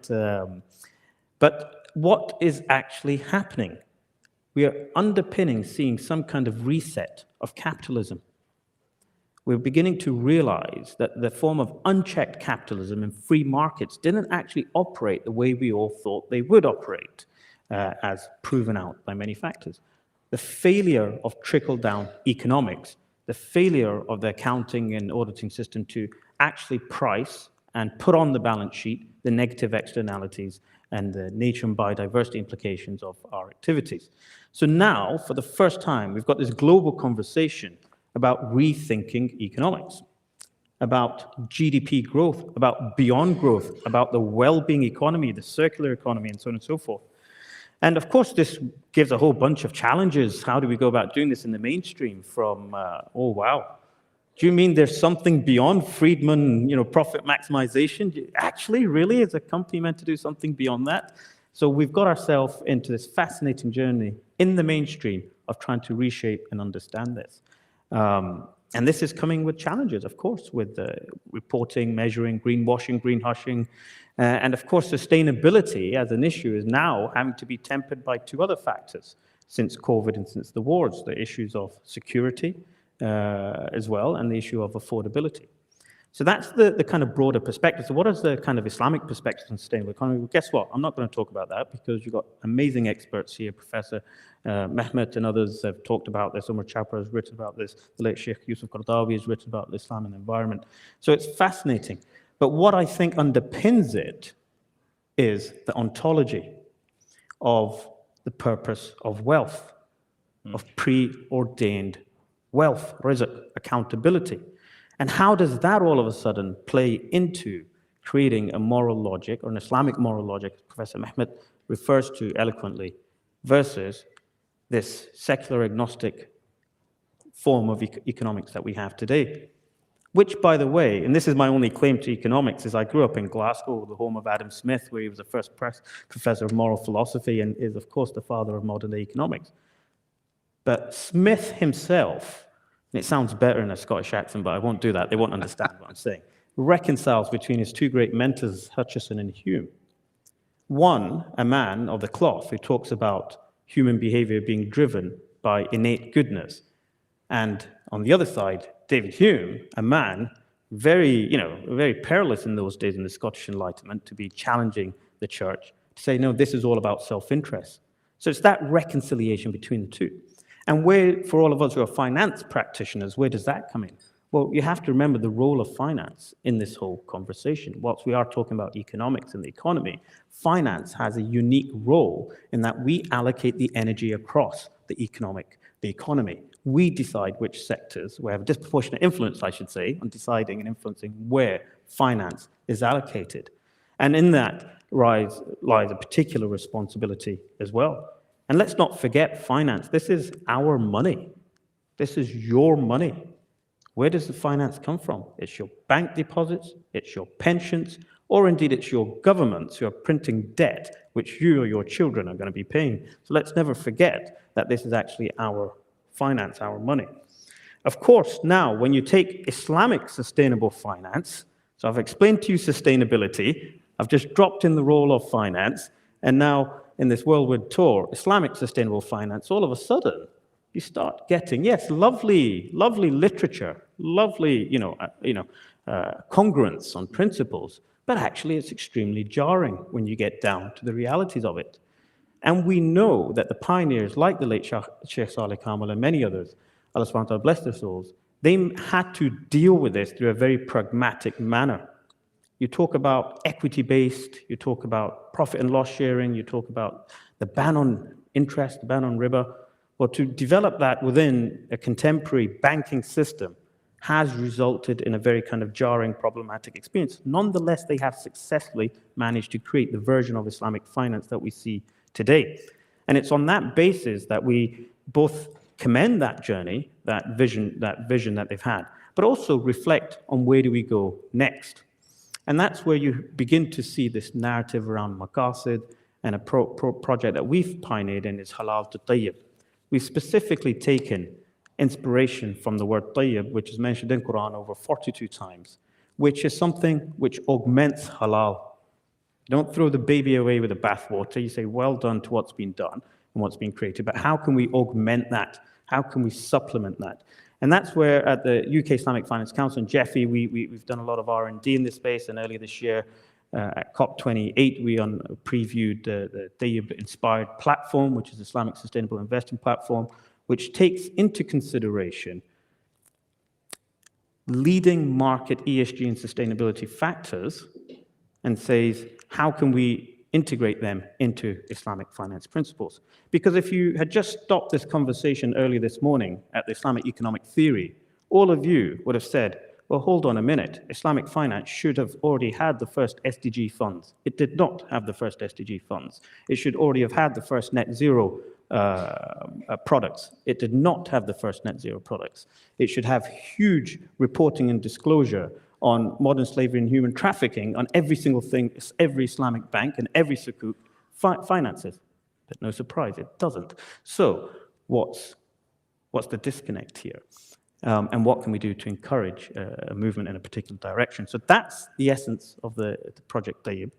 See how we can empower growth, how we can encourage innovation and enhance choice for existing Islamic finance consumers, but also let's be very frank about this. I'm a practitioner. I'm in the business world. 3.7, Naz, you mentioned 3.74 trillion in global Islamic finance. Funds under responsible investment strategies following fund outflows and responsible investing is around 35 trillion. So I think you can do the sums yourself if you're in the world of business. What does that mean? It means faith-inspired ethical finance can actually contribute to the global conversation on sustainable finance. The SDGs, we were in Rome with His Holiness and others. They did not actually, it was the very last minute that they actually consulted the faith groups when they were creating their SDGs. There's no SDG for spirituality. 17 SDGs, 169 targets that underpin those goals.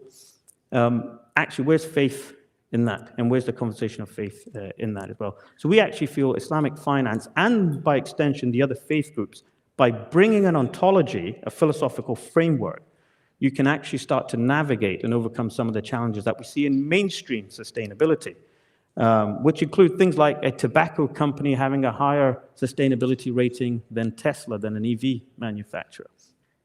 So we see there's a huge opportunity, the definition of well-being. These are not things us as financiers are great at. You ask us to do anything in the qualitative space, we really struggle. We're great at quants. Indeed, we got the rocket scientists in that drove us to lovely securitized CDOs.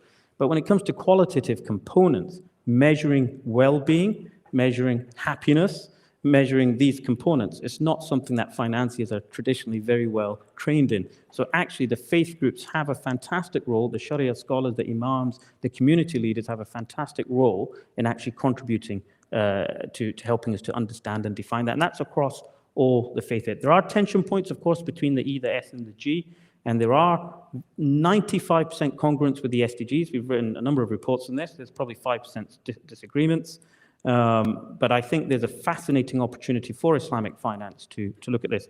And I'll just conclude with 3 things on that, and apologies, I'm a minute over. I love the name of this forum, AlBaraka Summits. For the last 20 years in Islamic finance, I've always asked a question, how can you put barakah into an Excel sheet? So if you've ever had to do a DCF or a calculator, how do you put barakah into that? So there is an actual belief beyond the profit maximization. There is a belief that we have. There is actually more, as Aristotle and indeed Adam Smith himself said, through temperance, there's more we can achieve. There's more satisfaction, there's more contentment. The pursuit of well-being is better achieved through temperance, restricting your wants and your needs, than the opposite, actually fueling your desires and so on. So I think there's some fascinating questions which we've highlighted in the Tayyib project, which I think are worthy of a lot more analysis by the professors, the academics, and the Sharia scholars to really unpack and to measure some of this. Apologies I overran, so back to you. Thank you so much, Umar. This was very insightful. Now, so we've seen the research in a study that demonstrates that there is a very strong and clear alignment between Islamic principles and ESG. We have had one of the most, fastest introduction to the evolution of Islamic principles into mainstream. Literally amazing. And I'm sure a lot of us would want to have more detailed talks with you. Umar, thank you for giving us the context. And when there could be impact quantification mechanisms, why not in an Excel sheet we could demonstrate barakah quantification mechanism as well into it. So there is hope there. So my background is, unfortunately for my sins, banking, and then impact investment, and then now ESG. When I was listening to all 3 of you, it was just like part of missing pieces of puzzles coming together.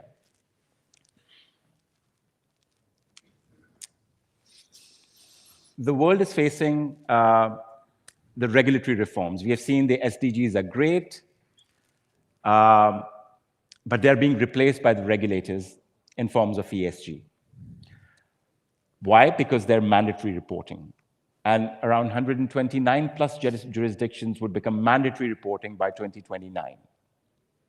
Now, keep that future in mind, because that would transform the net zero transition, which is encapsulating basically everything we are saying from the Islamic lens, as well as the more practiced lens of regulations. Where do you see the convergence? That's my number one question to all three of you. Where do you see the opportunity? And Islamic banks, Islamic financial services institutions, asset managers, bonds, do you think that they're ready to become part of this reporting structures that we're talking about? You spoke about lack of innovation. While we already had all the fundamentals intact, we never were able to launch the first net zero or climate-focused fund, and et cetera, although the cornerstone is very much there. But now they're all over the world. Where does the Islamic economy and principles play a part in creating that conversion intersection point? These two questions to each one of you. So let's start from you, Umar, because you're fresh from the presentation. So look, there's a whole bunch of regulation that's coming into the market from particularly Europe. Europe is leading. They're leading it. There's a politicization of ESG in the US, so they're kind of a bit of pushback on bringing in regulation. Financial markets move from two things: compliance, regulation, or fundamental demand. It disproportionately moves from compliance, right? So when SFDR, I was in Paris just the other day, we were discussing this for the whole day. So when CSRD requirements, SFDR comes in, or in the UK it's SDR, it has supply chain implications. Massive supply chain. So every company that supplies into Europe, which is a huge market for the OIC and for the Global South, so be it palm oil through the EU reduction of emissions. Exactly. So all of these things will get impacted, full stop. There's no way around it. End of story. So everyone has to begin to comply on reporting and disclosure and so on and so forth. But alongside that, if we take Pakistan, for example, they've got their environmental risk reporting, which the State Bank has come out with. SCP is coming out with it. That's right. You see the UAE Central Bank issued 2 bits of regulation just ahead of COP28 around climate risk reporting and Islamic sustainable finance, which was leading. Malaysia has already been very much proactive in this space with VBI, with SRI Sukuk, VBI Takaful, the Maqasid approach for capital markets. There's 2 types of regulation, voluntary and mandatory ones. So the mandatory ones, there is no choice. You will have to report under CSRD or whatever that is, right? Full stop. But the question is, you mentioned Malaysia, and I agree with you, Malaysia is probably one of the most advanced ones, right, in terms of kind of creating the reporting structures. And in Bursa as well, they've started that reporting. Pakistan is more reactive because exports are being curtailed and because of the climate-induced disasters that Pakistan is facing, so they have to kind of work despite their contribution is less. But in that mandatory reporting environment where more than 129 jurisdictions, where the trade and the FDI will be impacted by your reporting mechanism for investors and for businesses, where is the opportunity? Don't you think, I mean, let's call spade a spade. Don't you think the pace of kind of moving in that direction while keeping the Islamic lenses on is very, very slow? Because there's so many different battles of conversions right now. We think there's a huge opportunity, a massive opportunity. Actually, we at the UKIC have estimated nearly $250 billion opportunity in the intersection between sustainability and Islamic finance. You see green and sustainable sukuk. That market last year issued over 10 billion. We surpassed that already this year. We're not even a full year yet. The demand appetite for a green and sustainable sukuk compared to a conventional sukuk is more, right? So we see a huge market opportunity in that space. We see the opportunity for Islamic asset managers to tap into agnostic Western liquidity pools. So if you get this right, there's $30 trillion sitting there looking for what? Global South, emerging markets returns, right? And sustainable and ESG parameters. So if you can talk that language as the Islamic finance market, that's the point. All of a sudden you've got an opportunity to come out of your ecosystem, which has been dominated by IOFI, 59, Tawarruk, Commodity Murawa debates, all of this hoo-ha, right? Very important. Sorry, I shouldn't disregard it, but it's not seeing the bigger picture.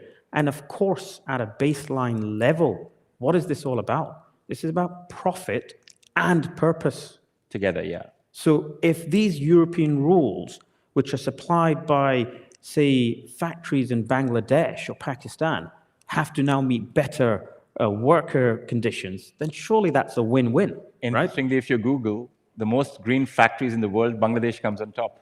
And we all know why, because of the fast fashion consumption across Europe. Yeah. What was that? I can give you some, just practical example from Malaysia and countries that I've been working in particular. So we started this journey in 2016, the value-based intermediation journey, and we had began to draft that value-based intermediation, which was an integration and the convergence of Islamic with conventional. That was when we started to do that. Now, I remember we spent a year, I led the Sharia part of it, and we spent a year just finding exactly what that convergence is and how we can contribute to the broader market. Finally, VBI was launched in 2017, and with much fanfare, but it had 4 pillars, and those 4 pillars emerged as a convergence between what conventional will look at as progress in sustainability and what Islamic would underpin as the core criteria. That, entrepreneurial spirit and good conduct, etc. And then fast forward to 2022, we then drafted the value-based intermediation for takaful. And that was launched. But that was a lot more in-depth than the original VBI because of all the learnings. Now, there are some challenges. And now 2024, and we run training programs for banks doing sustainability reporting. And we find that although they may have been able to converge ESG criteria with Islamic ethos within the reporting standards, there just may be a little bit of over-reporting now. So we have a lot of green shine taking place because at this stage, you have one Islamic bank producing five sustainability reports, one being an environmental report, another, all within the sustainability report, but all separate dimensions. Yeah. It goes to a marketing agency, it gets polished, and it gets pushed forward, and the real impact is lost in that data. So whilst there is a lot of effort around the reporting, there is this other side of it, which can be quite nasty. And that means that we are doing a lot of greenwashing and green shining. Oh, that's happening. Simply, to look good. But when we dig deep, then we have to look at the real data. And I'll end off with this. You've got a major Islamic bank in Malaysia that reports, for example, that this year we've positively impacted 100,000 people, individuals that were in need of finance, and those that couldn't traditionally get it, but we were able to provide them with some social finance. And they make it as a large, in big font and in their report. Another bank in the West, and I won't name the bank, has a big report with fine print saying we supported 10 million individuals in social impact financing. And in fact, what we've done is we've appointed a chief social finance officer. Not sustainability officer, social finance officer, and this is a conventional bank. So I think that Islamic banks really do need to start, playing the game on the ethics side. For too long, it's been a mantra that whatever is Islamic is ethical, but whatever is ethical is not necessarily Islamic. Right now, it seems to be that Islamic may be being left behind if it does not embrace the requirements of sustainability, ESG, etc., and integrate it within its corporate value intent. If it doesn't do that, then it's going to be very much like a traditional financial system. Thank you. This is very, very useful. Professor Paulo. Okay, well, I think that now Islamic finance has a great opportunity because it's already ready for the SDGs. But we need one thing. I know that it's a point of view, but we need to change the name. Okay. We don't call anymore Islamic finance. What shall we call it? I don't know exactly, but and why do we need to change the name, you think? I tell you, from a non-Islamic country, When I started to teach Islamic finance many years ago, everybody, also the newspaper, say Islamic finance under Mola Antonelliana is the building, the most important building in my city. What we are doing here, we are Islamizing all the system. So if we change the name, not only about Islamic finance, but also about the contract, I think that Islamic finance can rise in terms of... So it's the narrative market and the awareness of it that needs to kind of be approached in a different way that actually can create that value proposition in the mindsets of the consumers. Exactly. Okay. Ibrahim, are you here? I cannot see you. How long do we have? Because my partners are going to ask a lot of questions now. Yeah, I love it. I love it. Okay.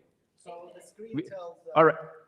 The screen tells 8 minutes. 8 minutes, so we can actually easily get 15 minutes. I'm not sure. We've got some very good questions coming in. Mike, please. Hi, thank you. Just for the last comment, I really struggle with the idea that we need to change because the Islamophobia is that rife across the globe. There is something about us reclaiming that actually Islam is ethical. We've been doing this for years. We've been pandering to changing, to fitting in. But why should we fit in when we just belong? Beautiful. Well said. Got one here. There's a gentleman over there. There's one there as well. Yeah. Okay, there's over there. Hi, my name is Akmal. I work for family office and we have a couple of Sharia compliant investments in Central Asia and West Africa. I've been just 2 days ago in event that's called Global Impact Investment Network. It's one of the biggest events in Amsterdam. It was amazing. And there were all the banks, development banks, conventional banks, all of them who are investing within sustainability. And as UN's SDG goals became kind of priority for all these banks, they are trying to align their investments within these SDG goals. However, I haven't seen any projects. There were lots of projects as well, banks that were showing their creative deal flows and more secure to get investments. But I haven't seen Sharia compliant kind of financial inclusion within these projects. How can we convince UN to put 18th goal as a Sharia compliant financial inclusivity? Because we have 2 billion of population are Muslim. So your question is that how can we include Sharia finance into UN principles? Yes, SDG goals. SDG goals. Because there is no poverty, no economic growth, such kind of... I would let my panel to actually answer that, but in Dino's speech, if you saw that all the SDG principles are actually, if you look at them, they're actually Islamic principles as well. But I would let my panel to kind of answer this. The question, the thing is, all the conventional financiers, they don't understand what is Sharia. They know if we explain and prove them that we are ethical and we fall within it, that'd be okay.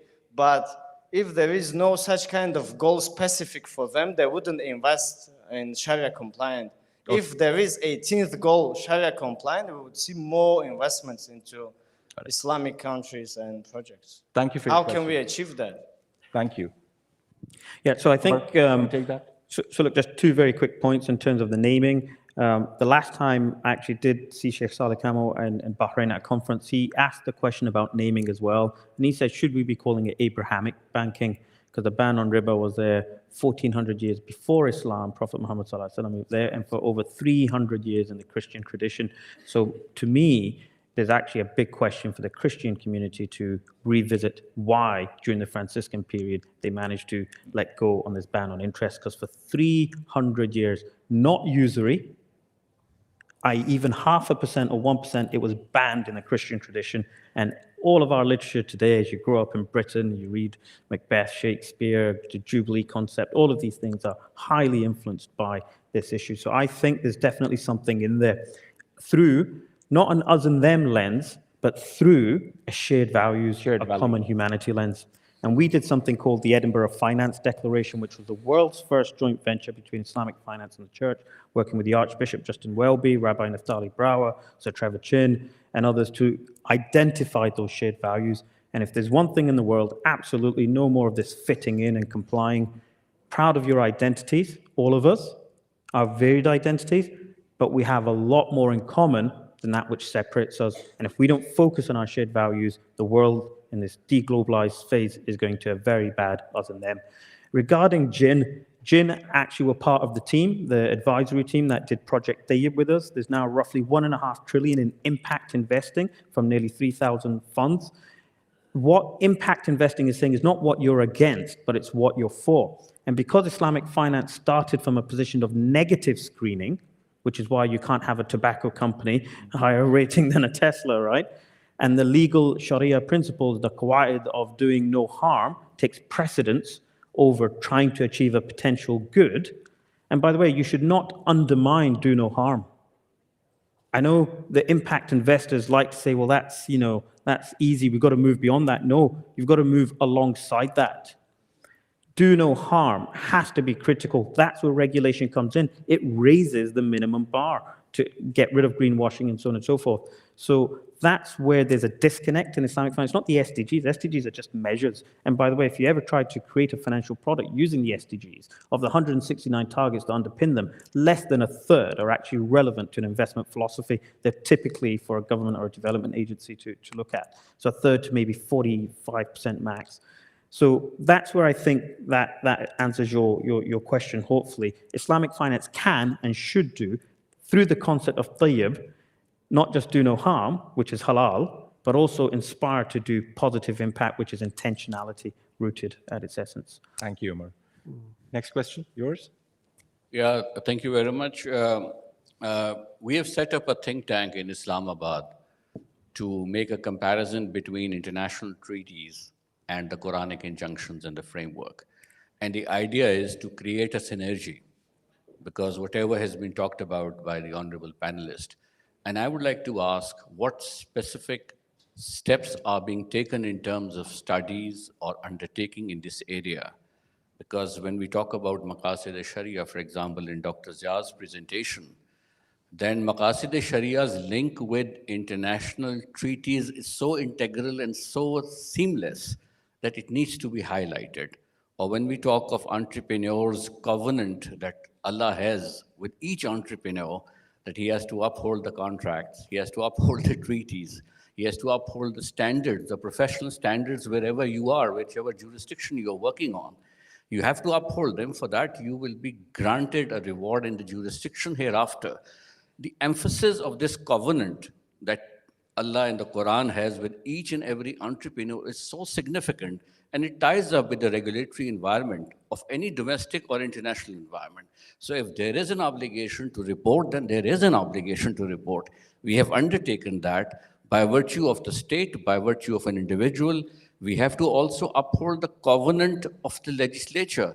The legislative covenant is, after all, within the definition of Misaq. So which means that if there is a law that we voluntarily are subject to, we have to implement that. Sir, your question, what's and your finally, question? the tayyib thing.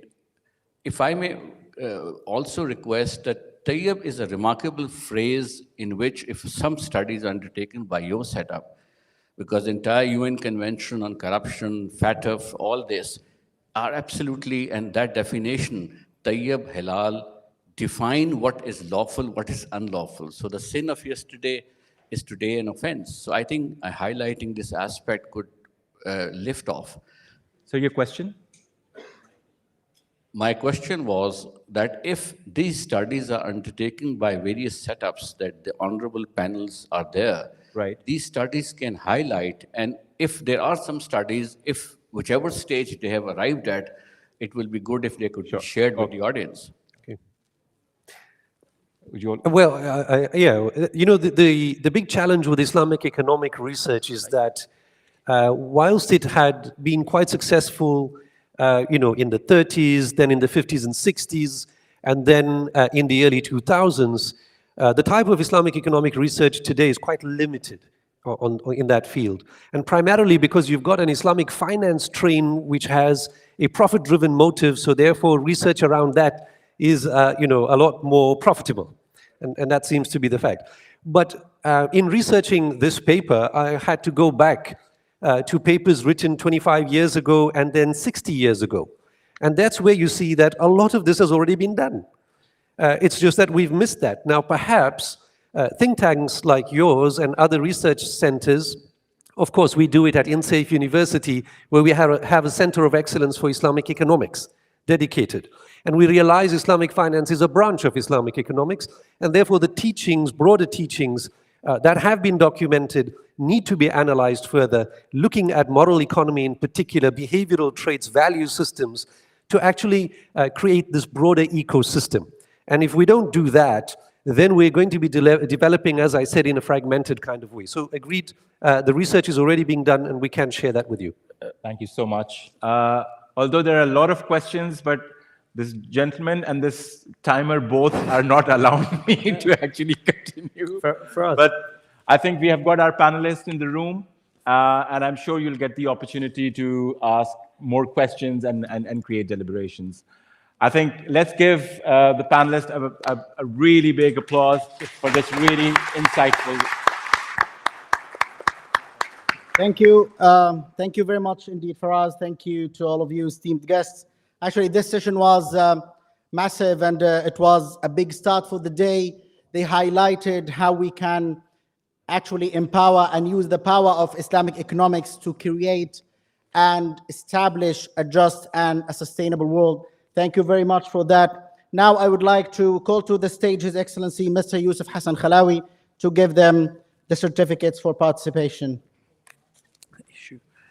In the 70s and 80s when they did Mr. Faraz Khan. now. Again. Very I think you should say paper. Free market. Professor Bawelu.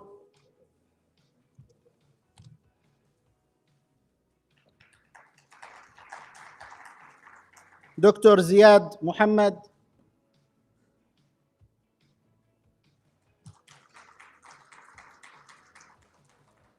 And Mr. Omar Sheikh. Group photo? Group photo? Yeah. Sure.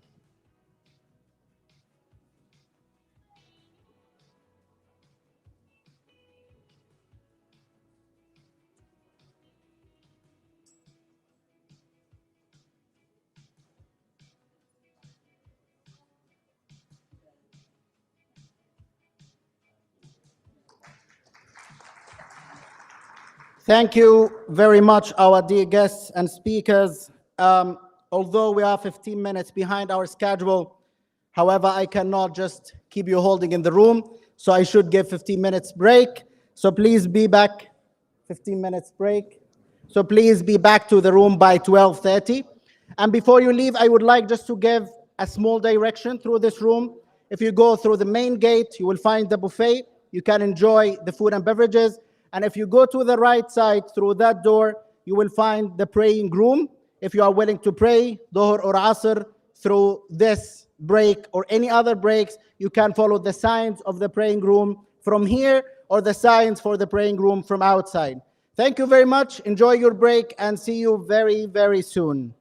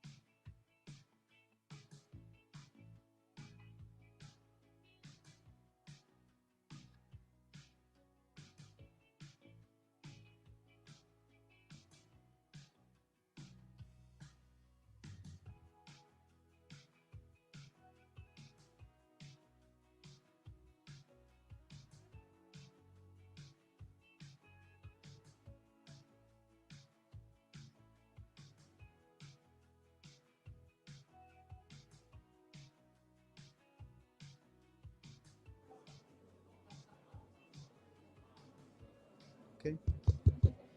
Ladies and gentlemen, may I ask you to take your seats to start our second session for today?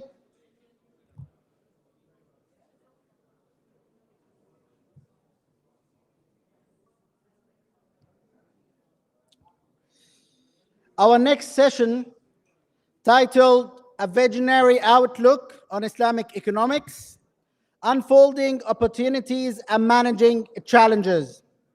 It will provide a forward-thinking and it will explore the future of Islamic economics. We are thrilled and happy to have to moderate this session Mr. Nader Al-Naqib. He is the Chief of the Private and Philanthropic Partnership at the United Nations High Commissioner for Refugee, UNHCR.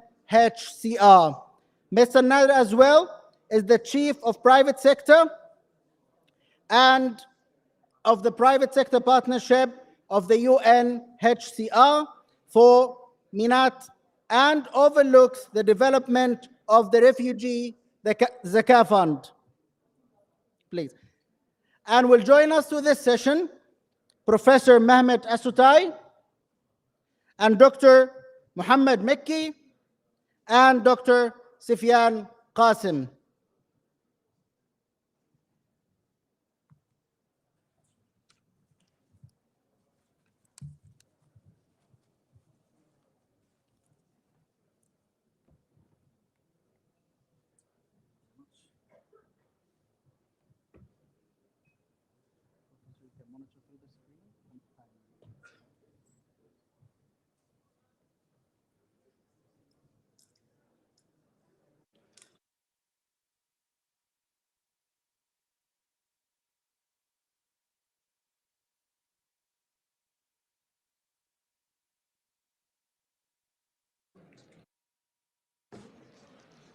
Ready?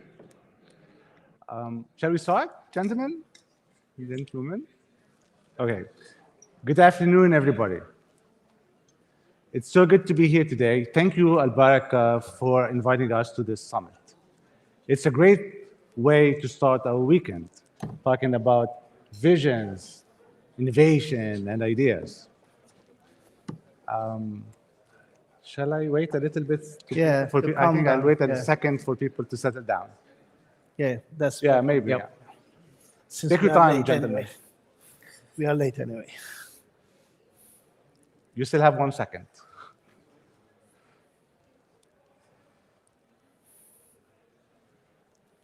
Great. So thank you so much for having us today, AlBaraka. It's the third time you hold this. It's the first time I'm participating in this. I'm Nader Al-Naqib. I'm the Chief of Partnerships, Private Sector Partnerships at UNHCR for the Middle East region. Just a quick intro of who are refugees and the figures we're talking about. There are 122 million refugees and internally displaced people around the world. This was less than half 10 years ago. The problems are growing exponentially beyond an ability of anybody to come alone and solve these problems. So that's why we all have to come together and we all have to think of innovative ideas of how we can support these most vulnerable people on Earth. And climate is not helping. Climate change is also affecting displacement. 70% of the people displaced are either moving because of climate or moving to areas that are climate affected. 50% of everybody displaced in the world comes from OIC countries. These figures are a little bit shocking, and unfortunately, they are only increasing. The 122 million figure increased by 1.2 million just when Lebanon war started a few weeks ago. Without further ado, I would like to start introducing our panelists. The panel today is going to have 10 minutes for each speaker, and then a follow-up question, and then I'm going to open it for the audience for their questions. So I'm really glad to be among 3 doctors today. I will start with Dr. Mehmet Asutai, Dr. Mehmed is the professor of Middle Eastern and Islamic political economy and finance and director of Durham Center for Islamic Economics and Finance at Durham University, UK. His research focuses on various aspects of Islamic moral, political economy, Islamic banking, and Islamic finance, economies of the Middle East, Turkey, and Muslim countries, and political economy and economic development-related subjects. Professor, congratulations on the award you won this year from Islamic Development Bank for 2024. Thank you. Just an icebreaker. He won this prize for his contribution on Islamic economics, knowledge and development. Dr. Mehmed, if you kindly present. Thank you.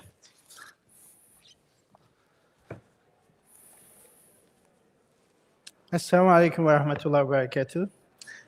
I have a presentation, but it is only 10 minutes, so I'm not sure how to manage. But before that, it's good to be here, third time in London, and I'm grateful to His Eminent Dr. Kalawi, but also the AlBaraka team. Thank you. It is amazing. London needs a central focus point on Islamic finance-related development. In the early years, we used to have quite a number of events, but it's clear that AlBaraka event now is the event in London. Now, coming to the topic matter is rather difficult and 10 minutes. I'll start with an anecdote. I went to a conference on pedagogy, how to teach to the new generation in a very short time period because focus and also the time that we do not have, including in conferences. So one colleague went and he said that, look, example. So you are going to teach students about Romeo and Juliet. The maximum we can do now, Romeo and Juliet met and they fell in love. The families didn't want and they decided to commit suicide. That's it. Then I said, well, that seems okay, but now we are talking about the Muslim word Layla with Majnun. So how we are going to bring the whole spirituality into it and etc. and explain in just in a second. So that's my challenge today. Because the issues involved is rather complicated as we are discussing. Okay. Am I using the, do we have the, somehow it didn't work. Okay, our major challenge now in front of us, and hence why the importance of values in relation to the existing economic system that we have around us. The major challenge of the excess resources.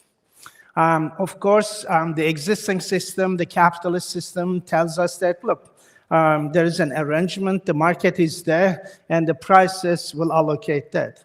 But of course, that doesn't allow everyone to have to overcome those barriers, the price, the mechanisms that we have in front of us. Those are the barriers that we have. So resource allocation according to profitability, efficiency, and all that. But then there is the other view, the value view, which tells you that it's not necessarily the price, but the values. We want people to have access to those resources, but also the other stakeholders, such as environment, for instance. And therefore, that brings us the whole idea of values and moralities. Of course, with sustainable development now, we have certain moralities. But of course, the problem is not solved by just, as you can see on the pictures on the screen, the reality is too deep. The barriers are there, although I don't consider football as a resource, but that was the most easy photographs that I could use. Of course, the equity solutions, that is what Islamic finance suggests, is a better solution in terms of giving accessibility. But going beyond that, Islamic economics in the middle, justice. The objective of Islamic economics is to ensure justice so that accessibility to resources by overcoming the barriers without distribution or redistribution can be possible. But beyond that, Islam, with its normative world, suggested there should not be any barrier in front of resource accessibility. And hence, that's the narrative of Islamic economics, or as I call it, Islamic moral political economy. Therefore, when we look at the whole emergence of Islamic economics, It's very much rescuing process, rescuing human, rescuing land, climate, human from the domination, even the capital from the domination. So I send my salutation again to the founding fathers in modern time, coming up with the idea of turning that utopia of Islamic economics into certain realities, or at least developing the theoretical form. That rescuing process as a counter-hegemony, creating a counter-hegemony, bringing back the values that has been the essence. Of course, since 1970s, what we have been witnessing, the emergence of different discourses. Amartya Sen in 1970s mentioned that by removing ethics from the economic analysis, we have impoverished the quality of the analysis that we have around us. And therefore, ethics has to be part and parcel of economic and the financial decision making. And since then, all these different discourses have emerged. And today we are talking about sustainable development goals. Despite not changing the initial equation, sustainable development goals is an improvement on considering Friedman 1967 when he said that the only social responsibility corporations have is to maximize profit. Compared to that and coming to sustainable development goals, indeed is a positive development. But again, when it comes to the whole narrative, the instrumental morality or ethics versus the substantive morality, the Islamic, for instance.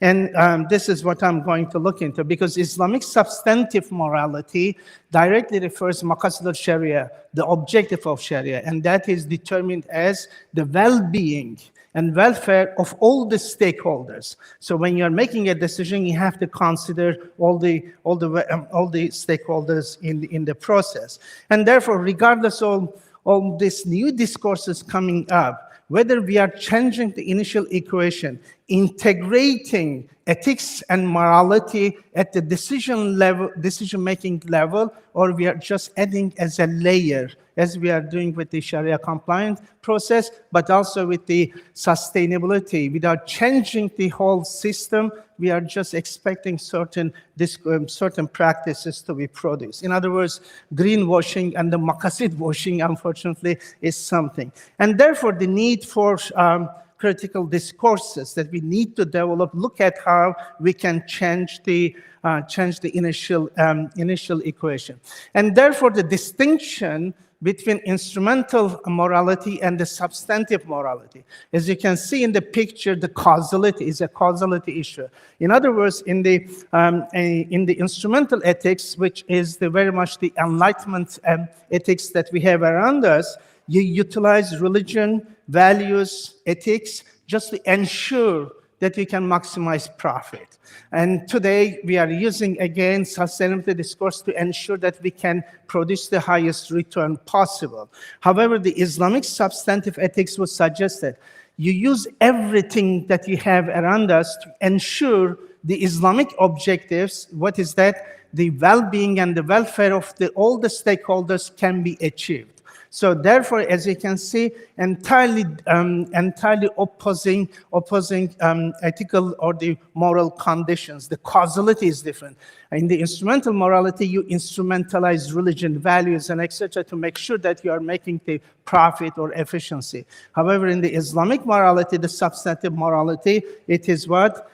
Everything else have to be in line with the Islamic objective. And therefore, in the Islamic finance world, what we have, form versus the substance. Yes, it is halal in terms of form, but what consequences it produces? And that's the question mark. The substantive morality, unfortunately, the existing institutional logic doesn't help us.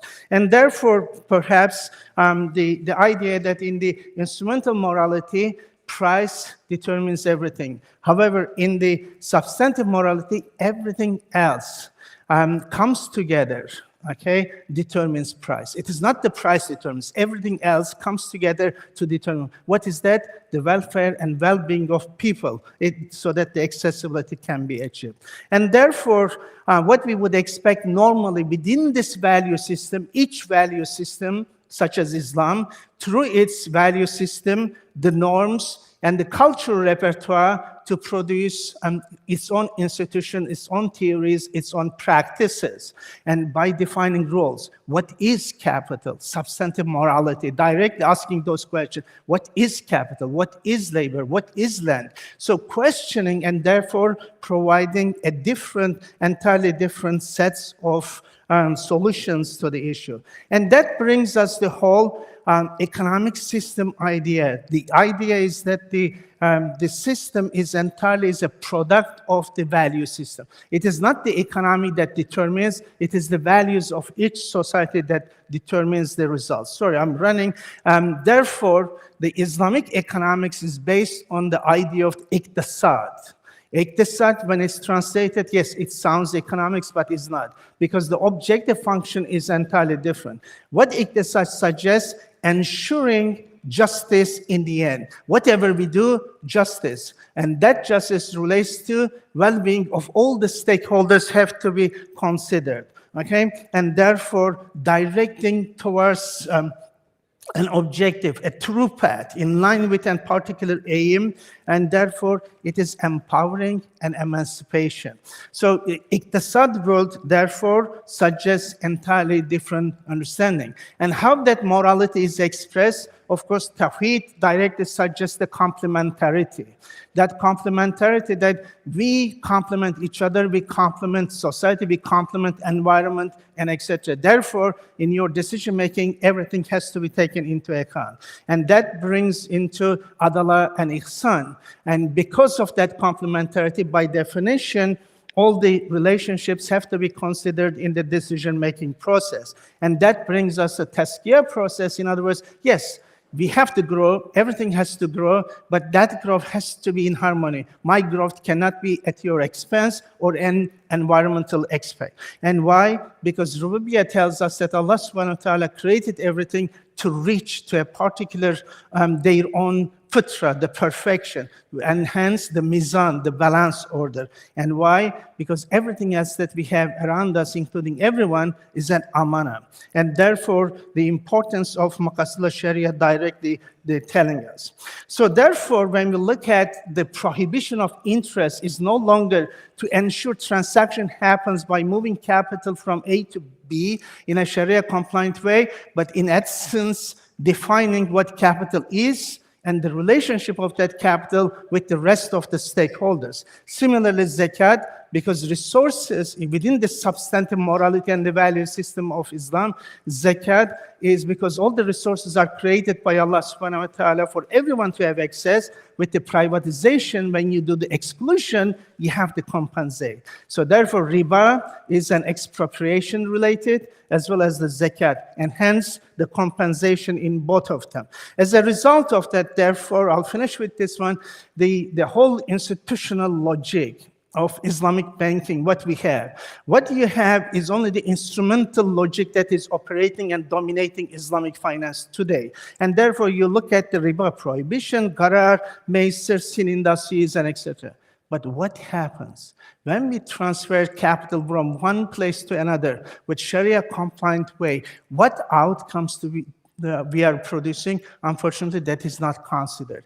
And that is the missing element. The Islamic substantive morality has to be part of that as the second part. In other words, substance-related screening has to come so that we have to look into the consequences of. It is not only intention, the legal aspect, but also the consequences, what consequences that we have produced, whether we have achieved the emancipation and empowerment that we are looking into. Because at the end of the day, finance is not a zero-sum game or just not the main objective. The main objective is to make finance to be essential part of or the instrument for achieving the Islamic objective. What is that? The justice and ensuring resource accessibility as well as emancipation and empowerment of people within justice. In other words, the art of protecting and financing people, that is the finance should be. And that is the Islamic substantive morality that we have to consider in shaping the future of Islamic finance, but also providing new visions, new institutionalization for future. Thank you. Thank you so much. My apologies. Thank you so much, Professor. Now I call on Dr. Muhammad Makki. He's the Associate Professor, Department of International Development, University of Oxford. Sultan Hassan Al-Balqiya Fellow in Islamic Finance. Dr. Muhammad is an affiliate at Abdul Latif Jameel Poverty Action Lab, the Center of the Study of African Economics at Pembroke College. He's a fellow of the Oxford Center for Islamic Studies, where he also serves as the investment bursar, responsible for overseeing the management of the endowment fund. Doctor? Thank you. Assalamu alaikum.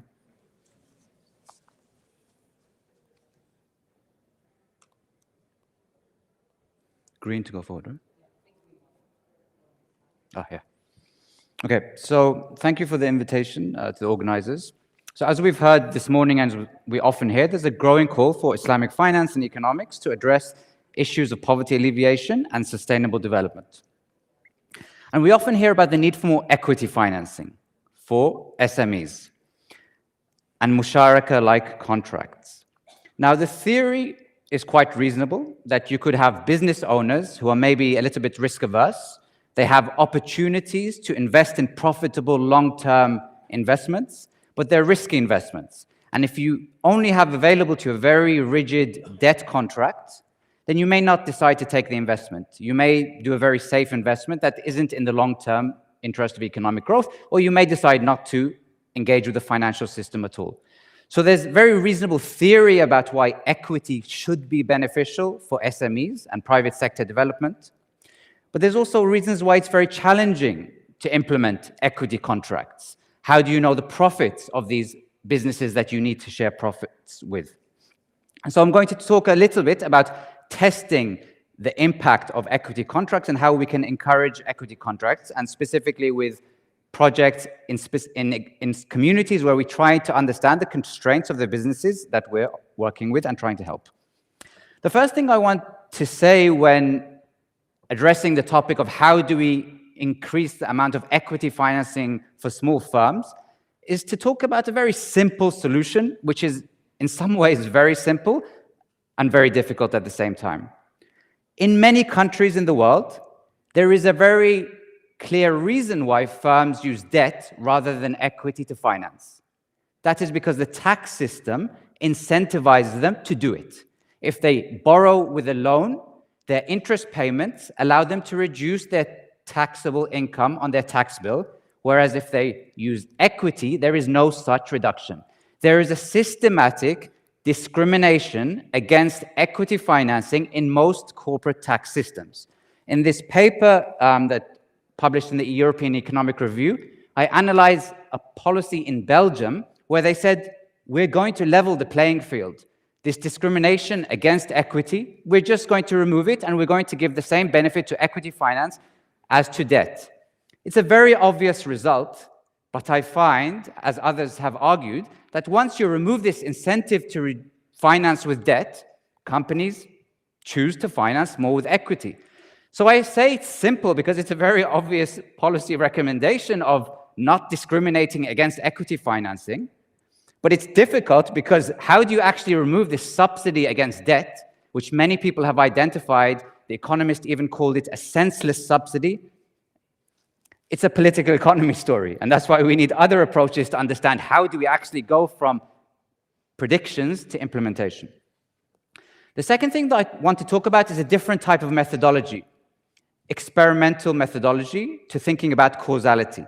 In 2019, the Nobel Prize in Economics was awarded to 3 economists based at MIT and Harvard in the US. All of their work, which led to a Nobel Prize in Economics, was based on an institution which they set up, the Abdul Latif Jameel Poverty Action Lab, which used an experimental approach to address policies to alleviate poverty. They could be policies in terms of financial products or health products or educational products. But it was set up as an institution to use a rigorous methodology that has been taken from science and medicine to test out new interventions. And so there's a reason why scientists and medics use experiments to test out the impact of a product. Because, for example, in Oxford, when they were testing out the Oxford vaccine, they couldn't just implement it just based on theory or based on lab work. They had to randomly allocate the vaccine to thousands of people, and they had to have a control group of people who looked similar who weren't offered the vaccine. Because if you just compare, if I just open a hospital and say, I have this vaccine, everybody who wants it, come and take it, and I just compare the people who come to me compared to the people who don't come to me, there's something called selection bias. Maybe the people who come and take a product or a vaccine are more motivated or more sick, or all sorts of reasons why they're not comparable groups. So in economics, increasingly we're using experiments to understand what's the impact of a new educational program, or what's the impact of a new health program, or what's the impact of a new financial product. We did one of these projects in Pakistan. We worked with Akhuwat, which has been mentioned today, and we worked within the community to understand these SMEs, what is a constraint to the growth of their business. One of the constraints that was identified is that the amount of financing that is available from microfinance was too small, $500 maximum. So we designed a product with Akhuwat, working with the entrepreneurs, a very simple diminishing musharaka plus ijara asset-based microfinance product, which allowed them to finance a business investment, which they specified. And we used an experiment, and we found large positive impact on their business profits, but also on their household, their investment in education, especially for their daughters. So this is an example of a case where it's a very simple intervention. It's not a very sophisticated Islamic finance product compared to some of the products that you have all thought of and could think of, but it was designed in a way that was rigorous, using the latest methodology and experimental economics, and it was published in the American Economic Review, which is one of the most prestigious journals in economics. And so carefully designed projects using the latest methodologies in impact evaluation can have big impact. And this isn't just for academics. Many large organizations are using something called A/B testing to test out what is the best policy. And it can be with academics or without academics. But this whole idea of using the scientific method in the social sciences is really quite revolutionary. And it's just something that I'm trying to encourage in this talk. In another project in Kenya, we did a similar thing. This is a non-Muslim population. These are all Christians, 99% Christian. But again, we identified that there were these small business owners. They needed to finance an asset to expand their business, and the existing product that was available to them was only a debt product. And so we designed a product which was more musharaka-like, and we linked the payments in that asset financing product to the profits of these small businesses. Now, I mentioned at the beginning, it's very difficult to do musharaka unless you have some credible measure of the performance of the business. But with this rapid digitization that has taken place since COVID-19, many small businesses now actually have a huge digital footprint. They sell on point-of-sale systems. They sell in electronic marketplaces. We can see their profits or some measure of their performance, which doesn't rely on self-reports. And so we can design innovative contracts like we did in this project, and we test out using experiment, and we found that, again, this was a very big positive impact from a musharaka-based product, which helped these small business owners based on knowledge, working within the community, understanding their constraints and how they could expand their business. And so that was just a few examples of using experimental methodology to explore people's interest in equity financing. We often have theoretical conversations about equity is best. People want equity. Equity, if they took it, would be better for them. But we need more empirical evidence. And my encouragement is to use more of a scientific methodology for impact evaluation. Now, this is just one method in the toolbox of methods that we need to explore important questions that have been discussed today for all sorts of sustainable development goals. But we need methods like this, as well as the other methods which are more theory, more political economy. So it's just one encouragement to think more about interventions. People have excellent ideas for things that they think could improve education policy, health policy, finance policy. Experiments humble you because they require you to write down on paper your idea, go to an organization which is in the field, implement it, test it, and most of the time when we test these things, we find out we were wrong. And then we have to go back to the drawing board and design again and test again. And then sometimes we're wrong again and we go back. But it's a very humbling experience of designing, interacting with people in the field, in communities, and eventually trying to reach a product which is optimal for the communities that we care about. So I think I'm out of time. Thank you very much. Thank you. Thank you, Dr. Muhammad. Dr. Sufyan Qasim, Global Head of ETF and Indexing, Investment Specialist at HSBC. And I heard you got a promotion lately. Congratulations. Onwards and upwards, as they say. Dr. Sufyan leads the investment specialist team with the ETF and indexing business at HSBC Asset Management. He has been working in the industry since 2007. Prior to joining HSBC Asset Management, he worked for HSBC Global Banking and Markets for over 13 years, where he held positions with cross-asset trading, global credit trading, and asset allocation research. If you may.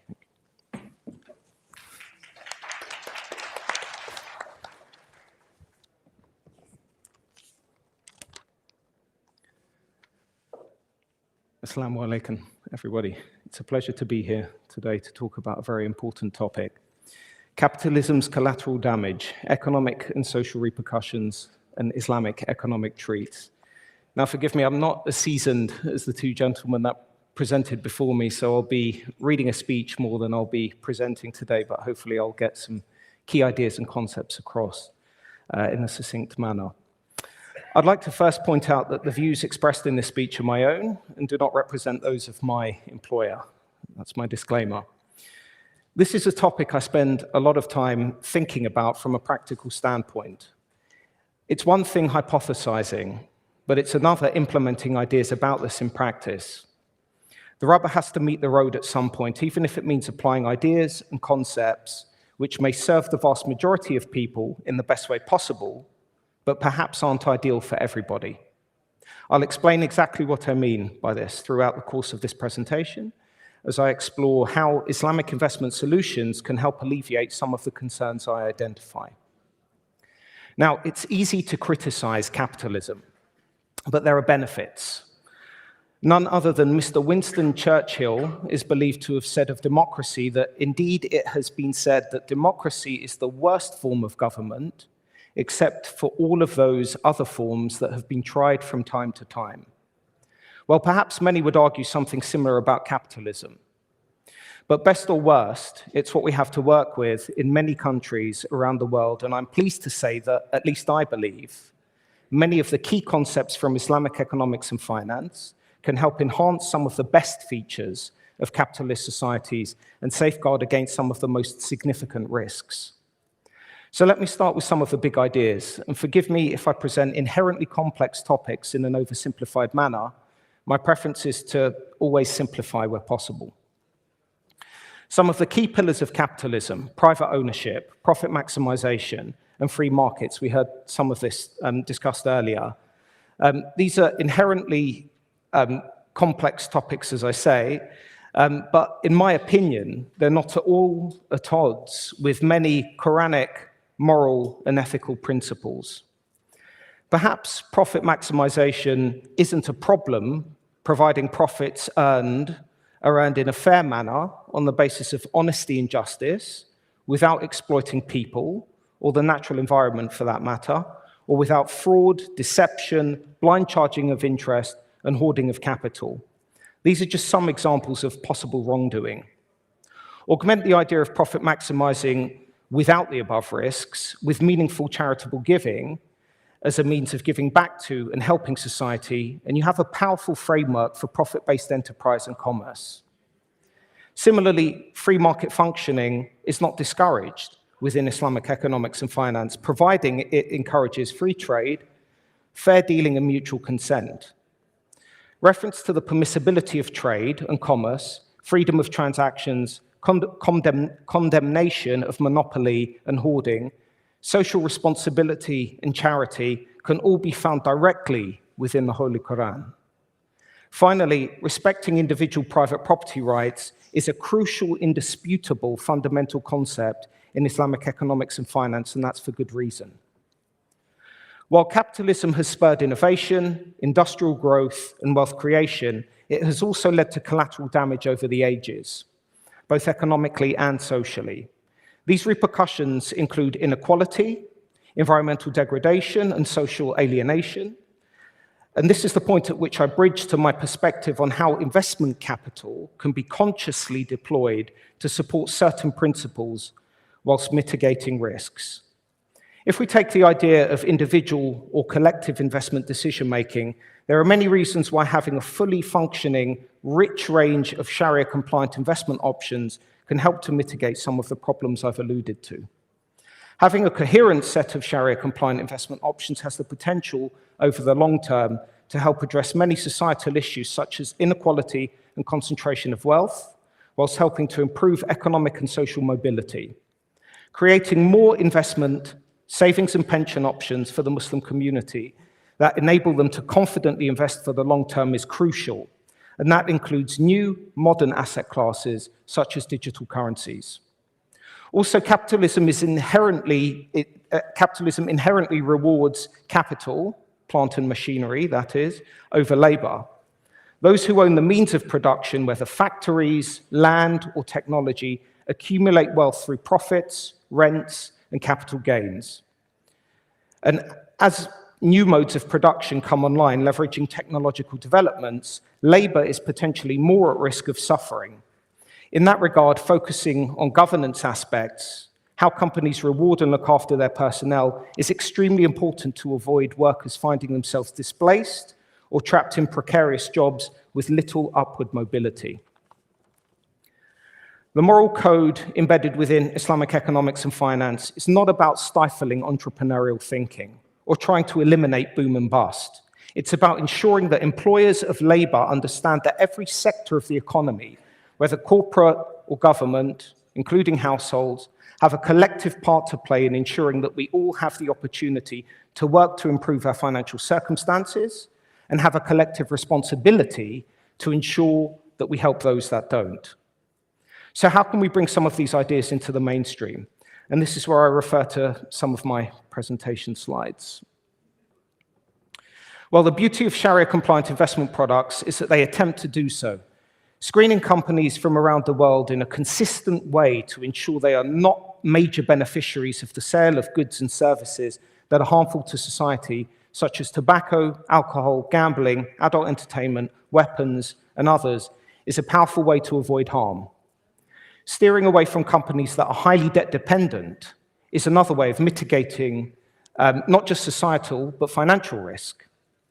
And as stewards of the earth, ensuring we don't fund companies which are doing material damage to the earth's natural capital immediately addresses some of the issues identified above around environmental, social, and governance-related topics. As mentioned, besides our individual obligations and contributions to a social safety net through zakat, sadaqah, and through waqaf-related giving, it's important to be conscious of the fact that when investing in companies domiciled around the world, that some of our investments, despite our best intentions, may in some small part benefit from the sale of haram goods and services. In this instance, it's our duty to try and offset some of the bad through charitable giving, for example, and this is where the idea of purification within investments comes into play. So avoiding investing in prohibited industries or sectors, avoiding debt of the conventional variety, whether your exposure is direct or indirect, takes us closer to a more conscientious mode of investing, but there is more that can be done by stewards of capital to monitor and enforce some key issues that have been identified when thinking about the negatives associated with capitalism. This is where stewardship and engagement becomes a powerful tool. Voting rights associated with certain investment securities opens the door to constructive dialogue with firms about their setup and their behavior. Indeed, asset managers frequently engage with companies on many of the topics associated with Sharia-compliant investing, such as climate change, human rights, public health, diversity and inclusion, shared prosperity, and others. While stewardship and engagement programs are quite comprehensive, tackling some of the most pertinent environmental, social, and governance themes of the day, there is certainly scope to broaden them out to employ many of the principles embedded within Islamic economics and finance, such as reduction of uncertainty, risk sharing, limits or prohibition of interest, social welfare, and fair treatment of workers and charitable giving. Indeed, Many of the ideas and concepts within Islamic economics and finance can help to build a framework for comprehensive stewardship and engagement programs, which have a solid moral grounding and incorporate many of the principles most commonly associated with Islamic economics and finance. And this is a new field. As it stands, many asset managers, through their stewardship and engagement programs, already engage with a large number of companies across a number of important topics of the sort mentioned, but there is still room for stewardship and engagement programs to evolve over time, to become more aligned with social conscience and to help mitigate some of the risks associated with capitalism. So let me round off by bringing everything together. Capitalism may not be the perfect industrial model. It has flaws. But there is a lot that we can do in the investment space to adopt principles from Islamic economics and finance as a guide, such as screening of investment opportunities, as well as designing stewardship and engagement programs that are not just focused on environmental variables or governance issues, which are primarily aimed at shareholder value. We can use engagement as a tool to raise awareness, monitor and encourage change in firms, and within governments for that matter, to encourage them to adopt practices that prioritize environmental, societal, and governance practices in an altruistic way ahead of other financial considerations. This would be a seismic shift in and of itself that would have enormous implications to go some way towards addressing some of the criticisms of capitalism over the long term. I'll stop there.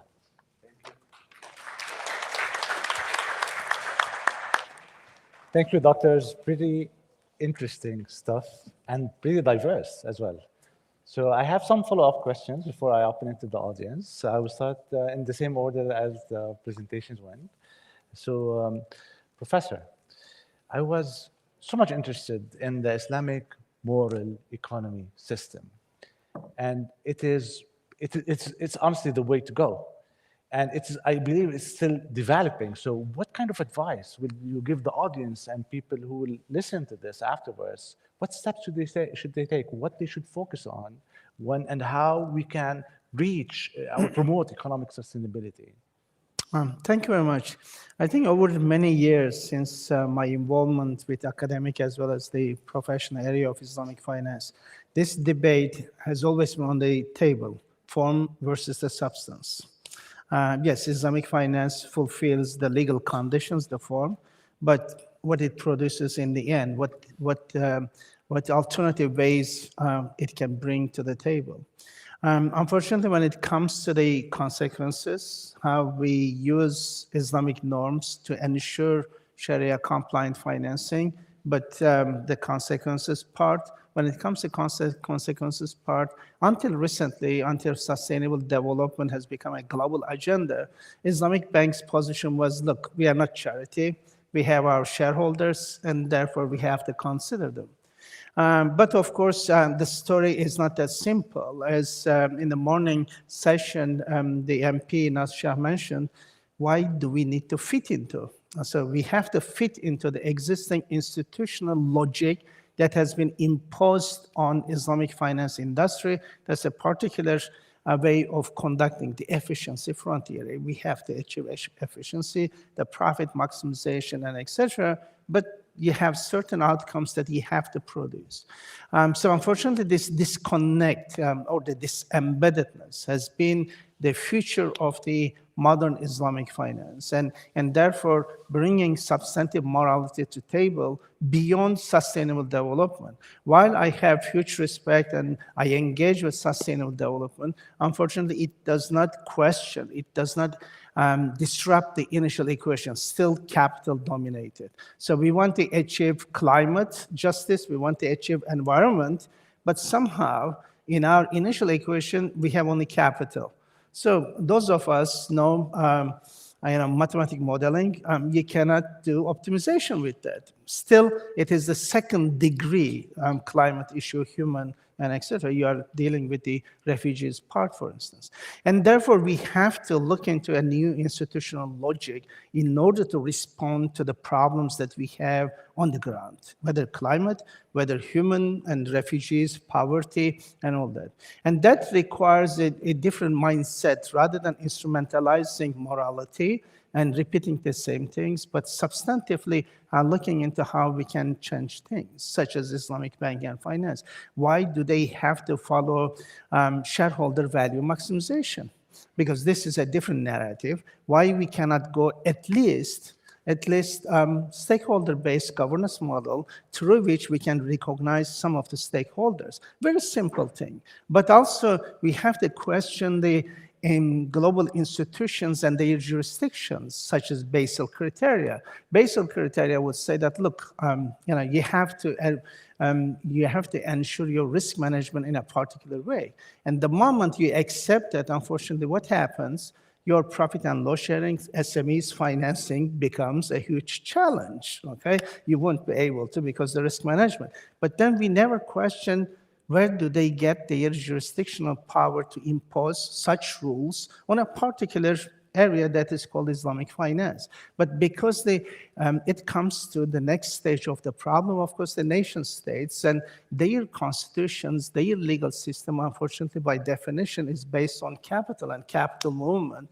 And the laws, especially Islamic finance laws, Islamic banking laws, unfortunately imposes further constraints on Islamic banking and finance, unfortunately not the produce. So these are the general problems, and we have to respond to those. But of course, in the civil society now, the fintechs are emerging, the so-called decentralization gives certain hopes that we can do certain things that we have not been able to, such as you were referring to, SMEs financing. But also the so-called Islamic social finance, which I don't consider because there's only one Islamic social finance, that's the Qard al-Hassan. Zakat and Waqf is not Islamic social finance because that's financialization of the values that we have. These are social welfare institutions. They are not finance. They are financing, of course, but they are not Islamic social finance as such, Qard al-Hassan only. So again, because the capital that we essentialize too much have not delivered within the Islamic finance circle, and therefore we have shifted the entire focus now on Islamic social finance, zakat and waqf and all that, which are very important, but we have to also ask the question why capital within Islamic banking and finance cannot produce those outcomes. And therefore, my suggestion, we have to come up new institutional forms in addition to all these new technologies and new decentralized finances offering. But at the end of the day, we have to consider the essence of the whole idea with financing. That's to achieve justice for all the stakeholders, and we have to consider, therefore, in our optimization process, in our profit maximization, whatever it is, that all the stakeholders have to be included in the equation in order for us to come up with something. In other words, the new visions. I know it sounds very utopian, but let's don't forget that in 1960s, sustainable development was a utopia, but now everyone is talking. So we have to create those imaginaries in order to produce the outcomes. But in the short term, of course, you are dealing with refugees. We have to respond to that. So what capital is doing for those people, refugees, what Islamic finance is doing. Like we came up with, Professor Ali is here as well, a project on how Islamic finance can be utilized for refugees, developing the necessary structures, because majority, as you mentioned as well, majority of the refugees are Muslims.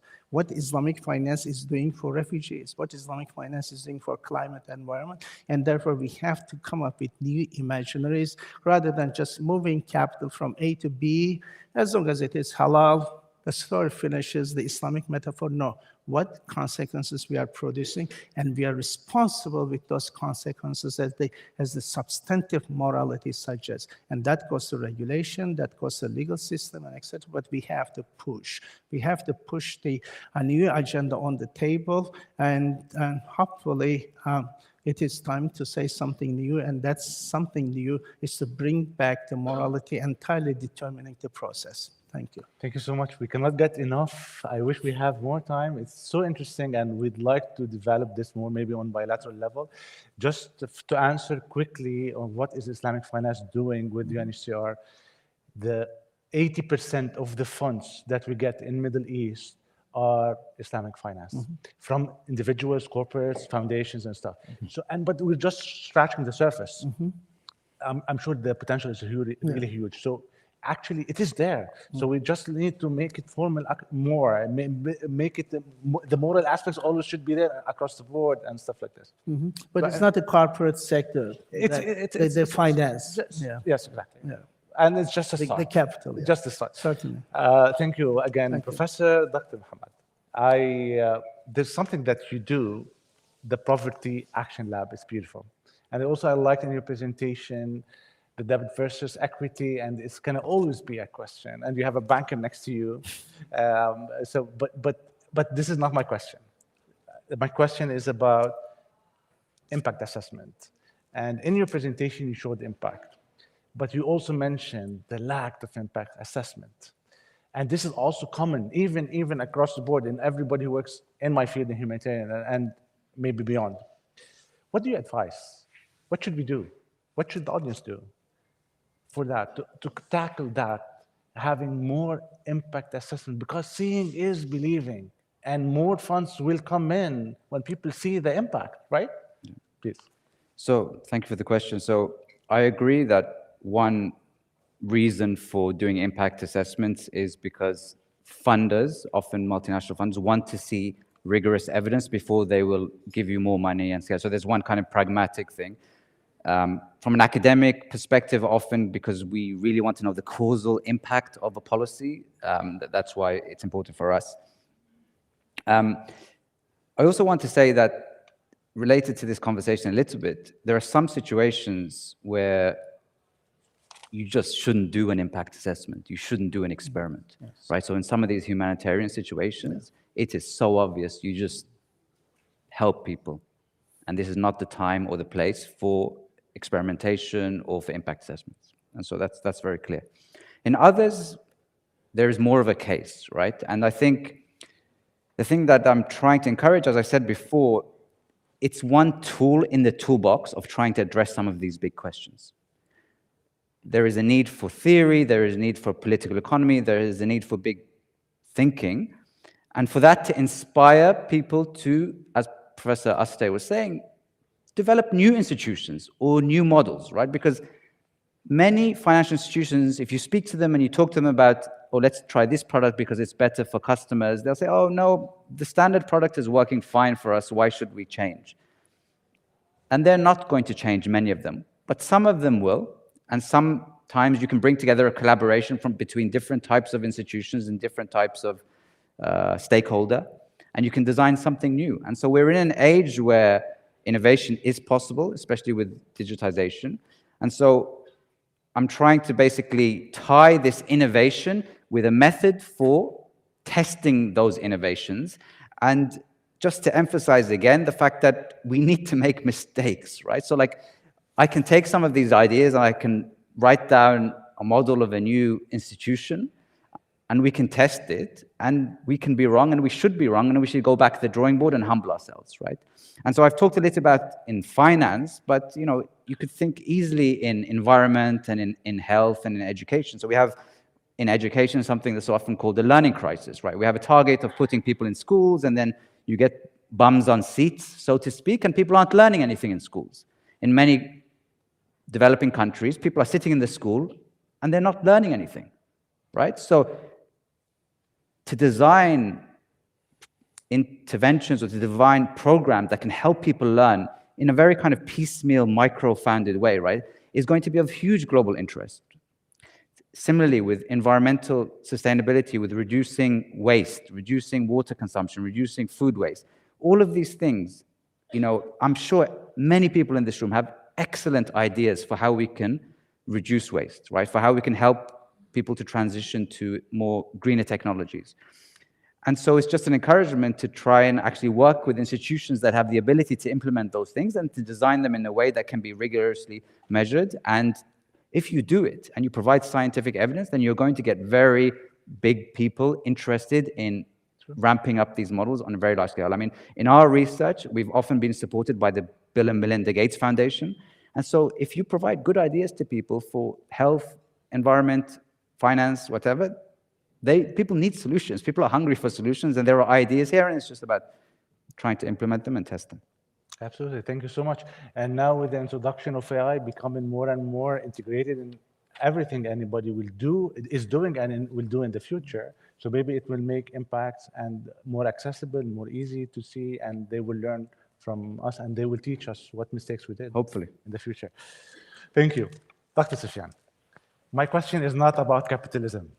My question is the standards that you're creating for Sharia compliance and how you can, is it accessible? Can everybody use it? Can you explain a little bit about this, how you did it, and what's next for this?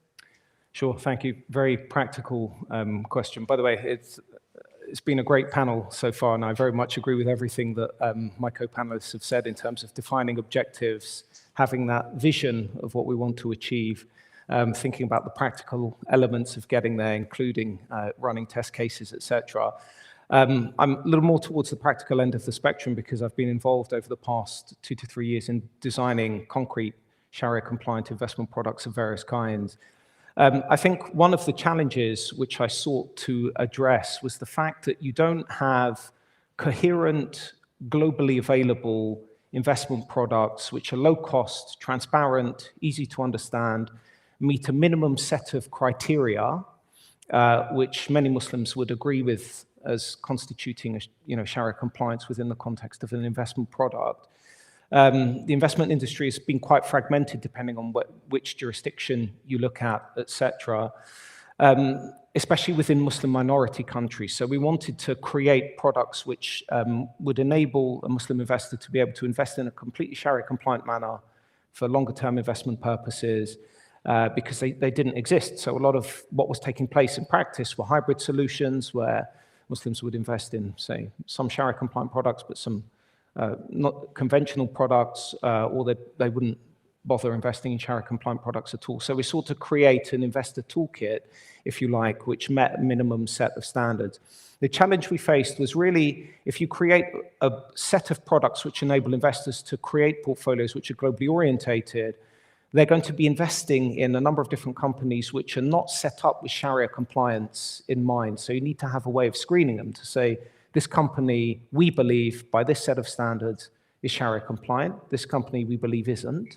And to screen your investment universe in that way, create a product which gives access to a market in what we consider to be a Sharia compliant manner. So that was really the challenge, to create something, a set of products which created that accessibility to markets globally so people could build portfolios, think about retirement, pension, their pension savings, their retirement, saving for the long term, etc. So defining a set of standards was important. And I talked about the stewardship and engagement piece as sitting next to that. So the standards we define are typically around screening. This company is too involved in this specific industry or sector, that specific industry or sector.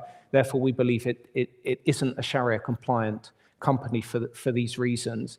But for the companies which do make it through that screening, it's important to engage them and speak to them and say, listen, you meet a certain set of criteria, which we believe meet, set a standard, which means that you're deemed to be a Sharia compliant company by virtue of our criteria. This is what you need to do to remain Sharia compliant. This is what you're doing well. This is what you're not doing so well, and start to have some really involved discussions around some of the topics that I mentioned previously. So it complements this screening. So companies know that we're investing in their stock or their fixed income securities, their bonds, because they meet a certain set of criteria. They understand what it means to be Sharia compliant. They know what it takes to remain Sharia compliant, and they know how they can improve their practices. So it's a powerful analog, if you like, which sits alongside the screening process that we mentioned previously. So that was really what we've worked on over the past few years. First, get a set of products available so Muslim investors that are not investing in a completely Sharia-compliant manner can do so if they want to and believe in the standards that we have applied to these products, and then go from there and start to progress. Very interesting. Thank you so much. I have tons of more questions, but we have, I see here it's 20 seconds. Can we have 2 more minutes? Okay, I'll open for quick questions from the floor. I'm going to ignore the stopwatch I see here. So yeah, we have a question over there. Is it okay? Just like giving me two questions? Okay, so this is one, and we only have one. Is it on? So you can take the whole 2 minutes. We have another one. Okay, cool. Okay, all right. Thank you very much for giving opportunity to a lady to speak. For the first 2 sessions, I find it a struggle because it seems that Islamic economics is tough for ladies. So hopefully next year we can have more ladies to speak in addition to our MP. My name is Mariza Minhad, Associate Professor in Finance and Economics from the University of Bradford. So hopefully you are fully aware where Bradford is by now. Good. I lead responsible fintech research group at the university. We choose not to label the name of the research group using the word Islamic, just to be more inclusive. That's what we do at the University of Bradford. We would like to be more inclusive, and we would like to also contribute. Yeah, hopefully we can have our voice heard perhaps next year in this conference. Regarding my question, as a fellow chartered accountant myself, unfortunately we've been struggling for years to measure performance without a clear success, I would say. So therefore, my question is related to Dr. Muhammad's research. I would like to encourage more scientific research in the area of measuring impact of Islamic finance or Islamic economics. So my question is, how did you go about measuring the performance in the context of your research, given that performance should go beyond the bottom line, should go beyond financial metrics? I love using Excel as an expert in finance. I deal with Microsoft Excel a lot, but today for the Baraka, we should be talking beyond that, right? So beyond financial metrics. So how did you measure performance in that regard? Thank you. Thank you for the... Should we go to the second question? Oh, yeah, okay. Please go ahead. Hi, my name is Wahid Raja. I just wanted to ask, you know, the Islamic Financial Standards Boards and the Islamic Development Bank, they've come up with, or they've been told by the Basel III to come up with equivalent regulatory standards for, you know, Islamic financial institutions of, yeah. So I just want to know, at a multilateral level, what have the OIC countries done to have more of a unified banking system, or, you know, common policies, or what do you think would be the challenges they would face to basically come about, to have something like that come about, to have like a unified banking system that deals with Islamic finance and Islamic banking, and basically be at par with the Basel III? Who are you addressing this question to? So to the panelists. Okay. So whoever would like to answer that. Okay, so shall we start with you? Yeah, I want to thank the professor from Bradford for her question, and I look forward to her sitting in this seat instead of me next year. And I'm so excited to go to Bradford now. If you invite me to give a talk like this, it seems like the most exciting city in the world. So please invite me, and I'd love to attend. So it's a very simple answer to your question. How did we measure impact? we did a household survey. We didn't rely on the bank to tell us profits. We went and we surveyed every single participant and we asked them, okay, you know, there are financial metrics, but there are also other metrics that are relevant to their household. How much is your income relative to your need? Like, how much are you able to meet your household's need for expenditure on food, on education, on clothing, on other aspects? So we asked them all sorts of socio-economic questions directly to the household to understand whether this intervention that we've implemented has really deeply impacted household outcomes beyond just business profits. And that's why I mentioned that we found positive impacts of our intervention, not just on the profits of the SMEs, but on them spending money on their children to go to school, especially their daughters. So this was having generational impacts from an intervention that just helped a business because it helped the household alleviate its financial constraints. And my colleagues in other settings have found that interventions that have increased the income for the household in some rural countries have meant that they don't need the children to work on the farm anymore, and the children can go to school and invest in longer-term education because they don't want them doing that micro-enterprise work that they have been doing all of their lives, right? So we just do householder surveys to measure exactly those socioeconomic outcomes. Thank you. And the difficult question on regulation of financial systems, I will leave to the two gentlemen on my side. I am to answer first, actually, if you have a view on that, or I can pick it up in the first instance. You pick it up. Okay. I think that the challenge really is uniformity. So I think within the Islamic banking space, you have way more fragmentation than you do with conventional banks. So I think setting standards within the context of all the iterations of the Basel regulation have become successively easier because I think if you look across at least the big banks, the SIFIs, the systemically important financial institutions, they may have different balance sheet composition, they have slightly different risk management standards, they may use the capital in slightly different ways to service different target markets and client types. But the reality is that there's a fair amount of uniformity, so you can create universal standards within the conventional banking space. I think the challenge within the Islamic banking space is that the difference in standards that you have across jurisdictions, the way that target markets, so clients in specific jurisdictions are being served slightly differently, etc. So I think it'll be a challenge to create global, a more difficult challenge to create global universal standards within the Islamic banking space than it will elsewhere. But maybe it will act as a stimulant, if you like, to force the Islamic banking space to look across jurisdictions, see what's happening elsewhere, think about the best practices and to really share information, knowledge, and think about better ways to serve clients. I think if I reflect, it's a huge political economic question, of course, because at the end of the day, such unification processes requires a lot of political will.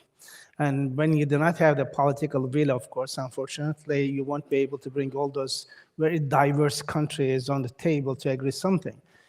Even in a more comparable Arab Monetary Union in the GCC, it was considered 2010 GCC countries would be able to establish their monetary union, but unfortunately that did not happen, despite the fact that it was easier because their currencies are pegged to dollars. So it would have been much easier, but again, the political process didn't have. And therefore, what we are saying, what we are seeing in this case, you have the universality of Islam, in terms of Islamic banking and finance here, certain norms, universal norms, but then you have the particularities of each nation state. In addition to huge differences between a Muslim country in Africa, Asia, or GCC, and etc. The economic structures are very much different. And therefore, IFSB, IFA, and all those coming up, all these standards and regulations, but they don't have jurisdictions. The formal jurisdiction they do not have. Who has the formal jurisdiction? Of course, each regulator body and a Muslim OIC member country would identify Basel criteria or other international criteria rather than IFE or IFSB.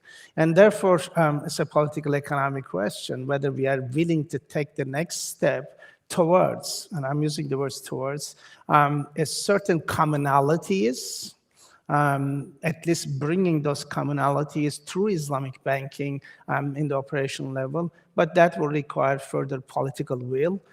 So far, considering that Islamic finance started 1975, and since then, yes, it is 50 years, but considering the political hurdles, difficulties, I think it is quite an amount of challenge and the successes we have.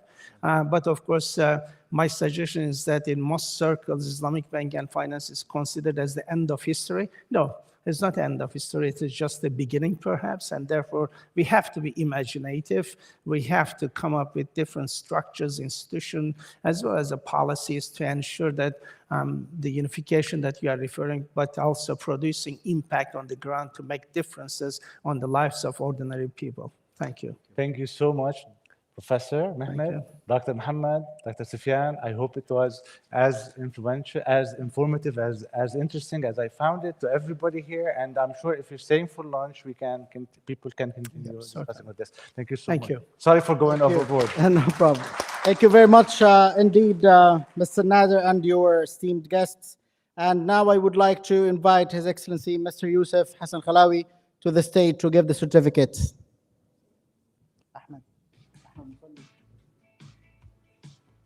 Okay.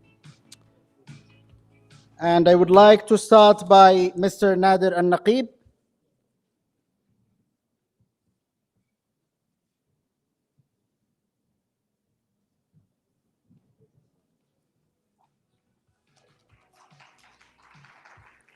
Professor Mehmet Asutai.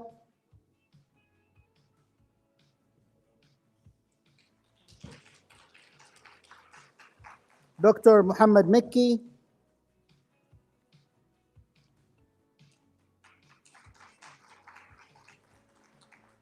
And Dr. Sufyan Qasim.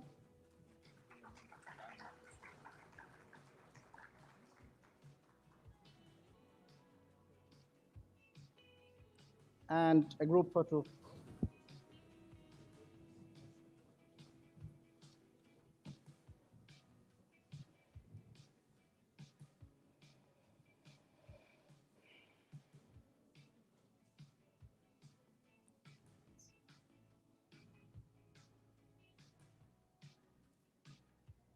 Thank you. Thank you very much.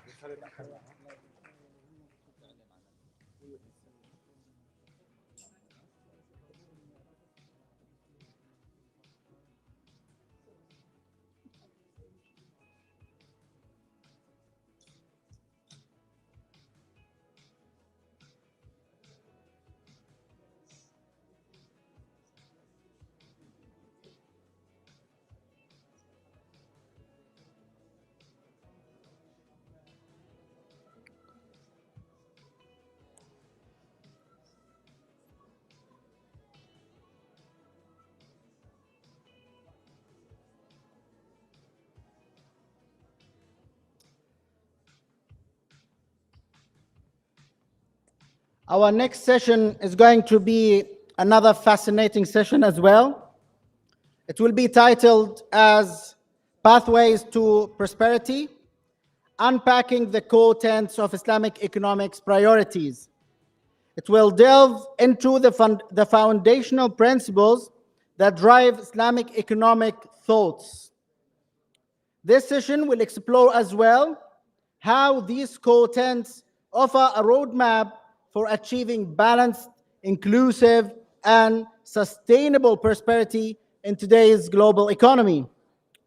We are delighted to invite to chair this session Mr. Suhail Ali, who is a partner at DLA Piper. Mr. Suhail is a partner of DLA Piper, which is a leading international law firm and leads the firm's global Islamic finance disputes practices. Suhail has almost 20 years of experience advising some of the leading financial institutions on both transactional and continuous mandates. He is as well expert in Islamic financial laws. We'll join him to the session, three of our esteemed speakers. who is Dr. Muhammad Kabir Muhammad, who is coming from Taj Bank from Nigeria, and Mr. Vladimir Malenko, who is coming from firm in Dubai, and as well Mr. Rafiuddin Shaykhun, who is coming from Dinar Standard.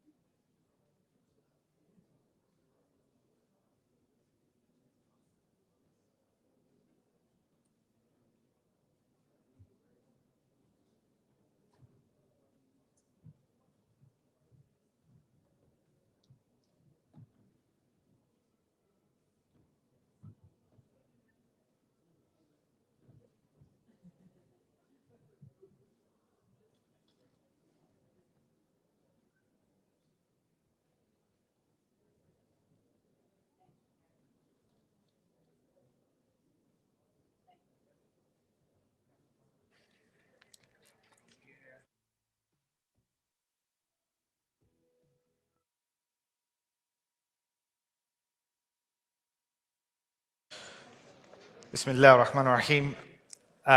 Distinguished guests, Assalamu alaikum.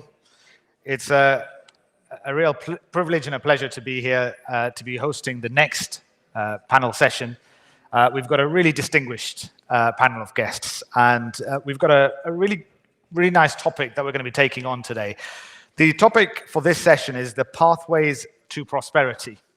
I was in the VIP lounge just before we came on, and I mentioned to one of the earlier speakers, no less than Naz Shah, that we were doing the next session, which is Pathways to Prosperity, and she said, easy, come to Bradford, right? Isn't that the answer? I've never actually been to a conference where there's been so much mention of Bradford, so it's great to see another one of our speakers there, and I will add to that and say I'm also from Bradford, so I think we really are taking over today. So in terms of the topic, Pathways to Prosperity, unpacking the core tenets of Islamic economic priorities. If I just explain a little bit about my own background and then sort of we can get into the session. So I'm a partner, as Ibrahim mentioned, at DLA Piper, and I lead the global Islamic finance disputes practice at DLA Piper, as well as act on both conventional Islamic finance, cross-border disputes and investigations. When I came into law 20 years ago, a lot of the terminology that I was hearing then that was being used by lawyers, by practitioners, by people in the industry was around language such as derivatives, securitization, leveraged finance. Fast forward, in the last few years, 3, 4, 5 years, we see terminology, as Omar was saying earlier, sustainability, collaboration, financial inclusion. And when I think about the evolution of the last 15, 20 years, these are inherently Islamic principles. When we talk about financial inclusion, when we talk about collaboration, risk sharing, parties not exploiting one another, these are essentially Islamic finance principles. And to me, it almost feels like the industry is starting to realize that the real true measure of success is how well you collaborate, how well you're looking at long-term sustainable impact. So it's wonderful to have a really fascinating panel of speakers with us today. And what we will be doing is trying to go through this session in a slightly systematic way. What I'd like to understand from our speakers is, number one, what are the challenges? Genuinely, what are the challenges that Islamic finance industry or the Islamic finance economy is facing? I would then like to explore what are the tools, how are we embracing things such as technology and innovation. And then finally, from a very practical perspective, how is this actually working and what are the case studies that we can look to? So hopefully we'll be able to go from being, from not just having a very theoretical discussion, but also understanding from a practical perspective, what are the real pathways to prosperity using Islamic finance? So if I can go to my first speaker for this session, and the structure will be similar to the sessions that we've had earlier today, which is we'll hear from each of the panelists. They'll talk about their session for 10 minutes, and then we'll have some questions. I will ask some questions. We'll open it to the floor, and hopefully we can have quite an interactive and lively debate. Now, my first speaker is Mr. Mohammed Kabir Mohammed, who is the Chief Compliance Officer at Taj Bank Limited. He was the former CFO of the First Islamic Bank of Nigeria. And what I'd like Mohammed Kabir to talk about is really the challenges that he sees in the industry. So what are the challenges of developing communities and countries through the lens of Islamic finance? So, Mohammed.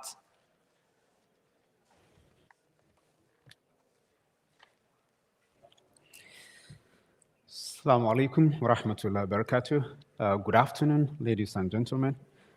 It's my extreme pleasure to be with you this afternoon. And I thank the organizers for giving me this opportunity to speak to this audience about this topic. So talking about the challenges of developing communities and countries through the lens of Islamic economy, I'll be covering this breadth in my presentation. So let me start by spending a minute or two looking at a number of development indicators as it relates to the Muslim world. Should I say that I'm happy to see numbers? I must be frank with you, no.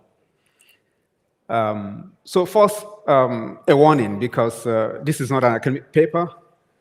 And for me, as a resident of the OIC, I look at these numbers from a more personal and more in-depth connection, because it speaks to our reality as Muslims or members of the OIC. When you talk about economic development or developing communities and countries from the lens of Islamic finance, so much has been said by the previous speakers in the morning session and in the last session. But looking at these numbers, starting from where these countries are in terms of inflation, when you compare them with the rest of the world, you will see a trend telling you that in terms of inflation, these countries are not doing well. We know inflation tends to deprive the value of money from individuals, which is an indicator that can push people to poverty. When we look at other important economic indicators like life expectancy, you will see that these countries are also not doing well when compared with the rest of the world. In terms of population, of course, we account for about 20% of the global population, and the growth rate of population is also much higher than the rest of the world. So it's a double-edged sword. When you do the right thing, population can be an asset, but if you're not doing the right thing, a very large population can be a problem. In the previous session, we had the moderator speaking about where the bulk of the refugees in the world are coming from. Yes, indeed, it's also a barometer here. About 50% of refugees, and this is before the current geopolitical crisis in the Middle East, which means this number is bound to move northwards. And again, when we look at the size of this economy in terms of GDP, the big tech in the world has finally caught up with the OIC. So the total market capitalization of big tech is now equivalent to the total GDP of the OIC. So should this excite me to say that we're really putting practice to the theories we had since morning? No. And because, like I said, speaking from sub-Saharan Africa, from a country with 50% Muslims, this reality is biting hard on a daily basis. We're not able to see practice in terms of applying Islamic economic theory. But very importantly, Islamic economics has a very deep nexus with development because it speaks to dimension or paradigm that should push development from the concept of justice, of fairness, ensuring that you don't leave any individual or group behind, social justice, prohibition of riba, to ensure that there are no exploitation in commercial or financial transactions. Risk sharing is encouraged. Avoidance of gharar, speculation, to ensure that we are not building bubbles in our economic systems. Environmental stewardship is encouraged. Accountability for how we use resources.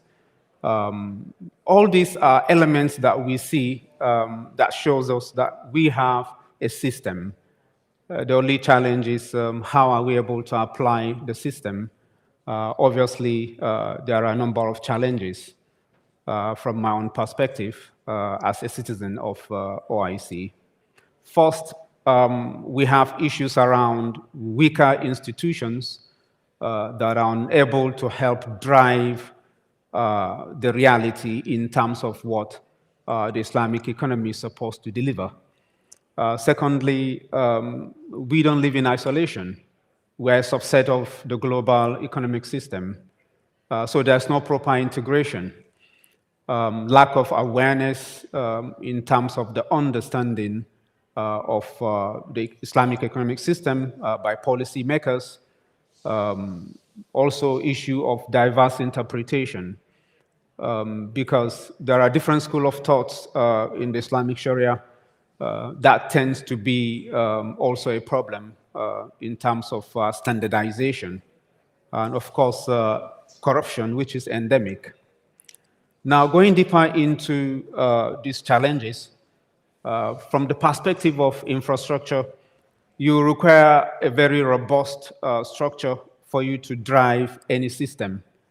And where there is no frameworks and structures that will guide the implementation of these elements that we've seen from Islamic economic system, you're bound to have lagging developments in these countries.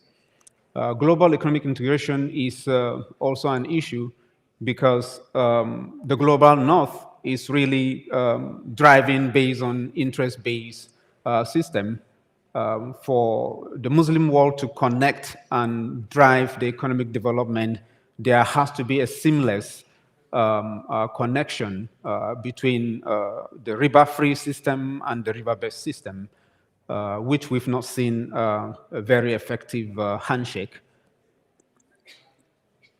Again, lack of expertise, or I'll put it, lack of political will is an issue. We've not seen enough in terms of symbiosis between the people in policy-making position in these countries and people from the academia. So the gown and the town are not coming together to drive the needle in terms of development, using these ideas from Islamic economic theory. The diverse interpretation, I've seen it in practice as an Islamic banker, particularly when you're doing cross-border transactions. You see a structure approved by the Sharia board of one Islamic bank, but the counterparty bank may not be able to consume that transaction seamlessly because its own Sharia board is construing the structure presented by the other bank as not really Sharia compliant and would be asking for amendments and changes to be made. Whereas if you're dealing with conventional contracts, it's seamless. The documentation is very simple. The structure is all one and the same. It's all, debt-based instruments you're dealing with. So this tends to be a problem in reality. Now, endemic corruption is a major issue from the OIC.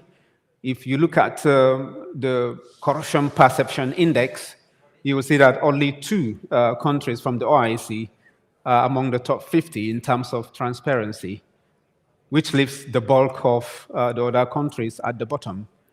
And we know corruption is a major issue that competes with economic development. Now, all hope is not lost. Coming from a small community, we tried lately to put into practice some of these elements and to see how we can, in our small way, try to move and impact economic development. So we experimented with putting together a structure that deals with a participatory contract called Mudaraba, and we add a card-based system and a sadaqah to try and see how we can touch the lives of rural women. We gave them financing, and that financing comes with other elements. It encourages them to save. In fact, savings is compulsory as part of the system, and it gives them also a life policy that covers them against accident, theft, permanent disability, or fire. And lastly, it also provides them with a health insurance. And we've seen a very huge impact because it took them out of poverty. Not only that, we also saw some qualitative measures in terms of the primary school enrollment rate in that community shoot up because little kids need not to hawk goods around. They can now go to school because their mothers have small capital to be able to support the families. And lastly, infant mortality rate goes down, and the society was much happier because there's a little intervention from a small group of individuals. So I will stop here. I believe for us to really move the needle in terms of economic development, we have to individually make our effort from the private sector, public sector, and even from the non-governmental institutions to be able to move and impact the society. Thank you.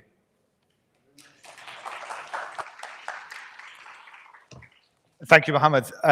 So I think that's a really helpful way to contextualize the discussion. So my key takeaways from what Mohammed was saying, if I could try and summarize in terms of challenges, one, I think there is a lack of financial integration across the various economies that makes this more difficult. There is a potential lack of institutional infrastructure, partly, I assume, due to a lack of political will.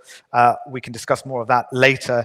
And thirdly, I think one of the points that you raised there was the corruption index, which naturally, therefore, makes it more, increases the confidence for investment into certain industries and sectors much more difficult. Now, I want to move the conversation on, having looked at the challenges, to how Islamic finance principles in particular can help solve some of these issues, some of these challenges that we're seeing, but particularly through innovation. And so my next speaker is arguably the most qualified person in the room when he was telling me his background. So he went to medical school, so arguably he's a quasi-doctor. He's also been to law school, so we've got a doctor and a lawyer in the room. He is the managing director of XTCC, which is the Exchange Traded Carbon Credits. So he has a vested interest in all things sustainability and climate. So Vladimir Malenko, if I can ask you to do your presentation on Islamic finance principles and how they can drive some of the growth in the industry. Okay, thank you very much. Assalamu alaikum. Basically, just imagine how difficult it is to do Islamic finance being named Vladimir, especially in the last couple of years. So, but I've been in Islamic finance for the last 7-8 years. Well, to establish that I'm a bona fide speaker, I tell you that I created the first digital sukuk, first digital waqf. Well, in 3 months, we're gonna come up with the first nuclear energy sukuk, microfinance operations based on palladium. And the XDCC is the one I represent. It's the very first Sharia-compliant climate change finance instrument, investment instrument. Why it's first? Because we are the only one that actually has a fatwa issued here in London by Yasar Research. Anyway, but I'm not here to talk about that yet. Basically, I'm here to talk about innovation. Just remember these golden years of Islam, where the word Islam was synonymous with the innovation, with the development of culture, with development of science. Just look at the Wikipedia to see some of the scholars of that era, and Wikipedia gave me 300 names. I mean, we all know Ibn Sina or Ibn Rushd, but I never expected this number to be so high. So let's talk about the very first issue I'm here to talk is about education. Can you teach entrepreneurship or can you learn entrepreneurship? Technically, yes, you can. There are 3 ways how it is done. It's formal education, like there is Babson College in America. There is always ranked #1 in entrepreneurship studies. There's informal education through mentorship, and there is a collective informal study, which is incubators, accelerators. So basically, if you are really good at IT or if you are really good at idea generation, that doesn't make you an entrepreneur. Unfortunately, you have to learn some mundane stuff like marketing, I'm sorry, I apologize for that, sales, and even accounting. So that's what makes you an entrepreneur. And without this, you cannot do that. One of the innovative ways to put it up, I'm not going to talk about schools. Everybody knows about universities, but the waqf. Right now, in Malaysia, our DG Waqf and Waqf that belongs to Security Commission of Malaysia, they're using the proceeds of Waqf to fund accelerators, especially for Islamic businesses. There is a bank in Tajikistan that was set up by 3 UK university graduates. It's the country that established the very first IT school, where the bank pays for 400 people to go through this program with no obligations. They don't have to, upon graduation, they don't have to go work for the bank. They can do anything. And their moral principles force them to do that. So this beer I'm going to leave out because it's just not actual anymore. Right now it's sort of like a dirty word. I was talking about Sberbank. So ethical leadership is the second very important point. How many scandals do you know that involve Sharia-compliant companies? Well, there are some. Yeah, Saad Group, I don't know, Dana Oil, Garuda, NHS Health. But the last 3 are probably, well, with the exception of Saad Group, they're more of a mismanagement, not actual fraud. So the ethical imperative is very important, and it comes from Islam. For example, in our calculations, in our work with companies, we use the concept of total economic return to the Ummah. Well, it's not just you value not just the contribution of the company or its capital growth or its valuation, but what else it brings to the society. You combine both. Let's take Tesla, for example. You know the guy who behind Tesla, you know him all. He's done really well for himself. But has it done well for us as a community? Ummah or just the global society? Yes, it's very hard to overestimate his contribution. So his total impact is much, much larger than his personal impact. And XDCC, our company, is actually, as a climate pioneer, it combines innovation because we work with carbon credits, ethics because it works with climate change, and profit, of course, because we do deliver profit, and ethical principles of Islam, because we are Sharia compliant and we do the structured instruments where we combine sukuk and carbon credits, so the principle is protected. None of our investors will ever lose money, even the carbon credits are abolished tomorrow, which I don't believe will happen.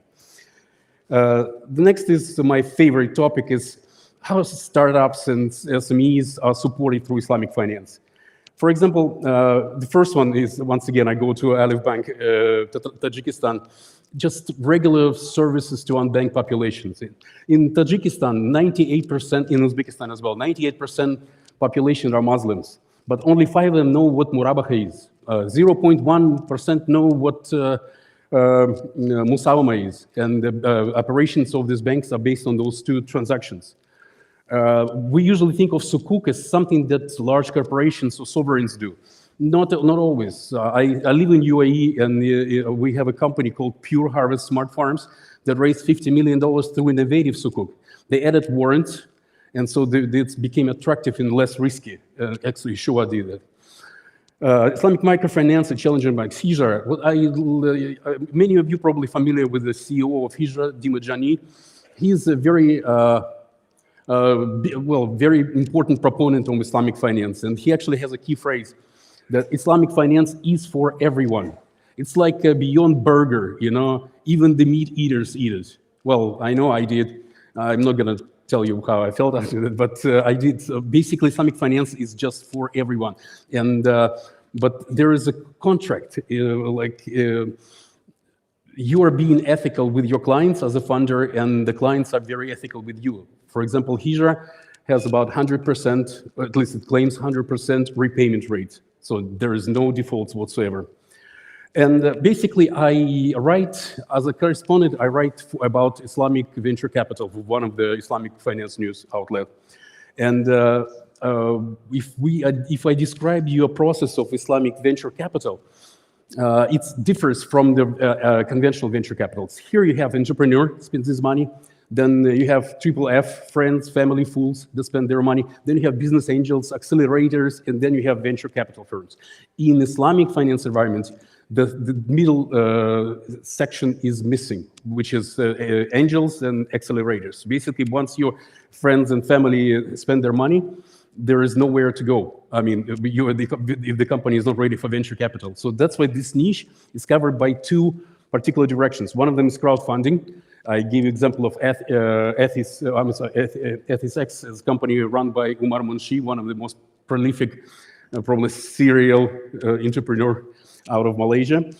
So where you have many small investors pulling their funds to buy some equity in the company. And this is probably one of the most convenient way of funding, because these investors don't get involved into your operations. They don't stay away from your business. They're not predatory like many venture capitalists are. So basically, they just give money and wait up for the results. But more than that, I like DigiWaqf. DigiWaqf is a company that I set up over 5 years ago. It gives grants. So essentially, it invests money and receive funds. But as a Waqf, we don't support, let's say, a mosque, or we don't support religious education. We support entrepreneurs. Basically, we give out grants about $50,000 per grantor. And so it's very transparent, because grantors, they select themselves who will get the funds. Okay, I'm running out of time, so I'll just go quickly to my last slide. It's about global Islamic talent. So basically, we have a concept of Ummah. So in our digital world, it's much easier to implement than ever before. So do we have Sharia-compliant brain drain? Yes, we do. You know that cities like Riyadh and Dubai actively recruit Islamic entrepreneurs from all over the world. Well, frankly speaking, it's much easier to get a visa to Dubai than to get a visa to London. So, there's a lot more money in Saudi Arabia than in the UK, at least for these particular purposes. So, basically, I would like to bring a concept of Islamic venture capital hubs, or Islamic fintech hubs. These are the cities. We did the rankings. I only bring the top 10, but there are actually 32. This is a ranking that we did together with the Islamic Finance News. So those rankings are based on 3 categories: regulatory approvals, capital available, and of course, the most important, talent. Talent is the key. If the talent can freely move, and people can freely move to Dubai, now it's less freely, but still you can go to Saudi Arabia. So the first, number 1, Kuala Lumpur, is actually, it's probably going to slide in rankings within a year or 2.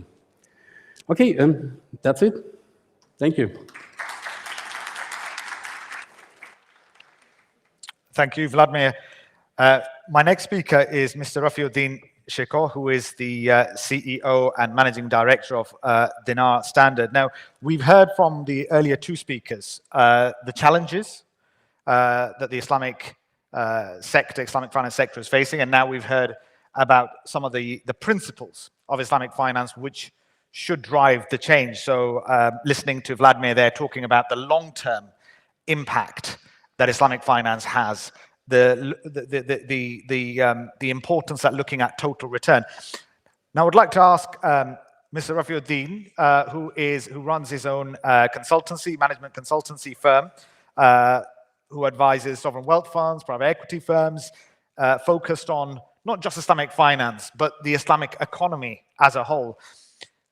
Taking some of those Islamic finance principles, can you give us some case studies or bring this to life in terms of where these inherent Islamic finance principles actually do benefit and do actually work? Thank you, Suhail, and assalamu alaikum wa rahmatullahi wa barakatuh, everyone.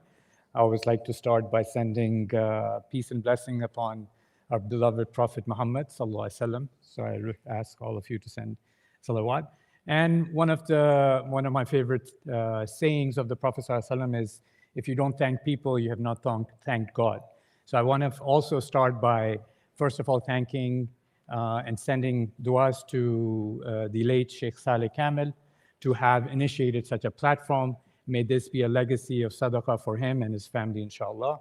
I also want to thank His Excellency Yusuf Khalawi and the team for inviting me and for organizing this, and inshallah creating an amazing vision for the future. And may Allah grant this project continued success. I also would like to, I think it would be amiss for me to not start by acknowledging something that's very painful that's happening to the Islamic world. We're talking about ethics and values, and I think it would be amiss if we didn't take a moment to acknowledge the atrocity that's happening to a huge community of the Islamic world. And I would say the wider world in Palestine and Lebanon today. And I think it's something we should be thinking about, at minimum, saying a dua for them. So I ask you to invoke a dua for them as well. Now, I'm not an academic. I'm not a theologian. Previously, there was a session, we heard about where, we've been hearing about great work from the academia on the maqasid sharia. Right? We have, I would say, in the work that my firm, Dinar Standard, does, as Sohail introduced, where we work practically with investment funds, we're working with corporates in the Muslim world, we're working with government agencies in applying these principles. I would say that the theory, the academia, is way advanced. I think when it comes to defining the role of Islamic values in the form of the Sharia principles and how the economics of the world should be run, I think we have it figured out very well. From Malaysia to Saudi Arabia to Indonesia to the academic papers we see, I think it's just incredible work that exists. The question I have as a practitioner is, as advanced as our theory of maqasid sharia and Islamic finances, do we see it applied practically today, and to what extent? So let me ask you a question. We all are consumers, right? We all, when we talk about the economy is built of businesses, corporates, brands, and that drives the economic engine for companies. And Dr. Muhammad, you also pointed out the statistics about the seven tech, if I'm correct, you said 7 tech firms market valuation is more than the GDP of the 57 Muslim majority countries.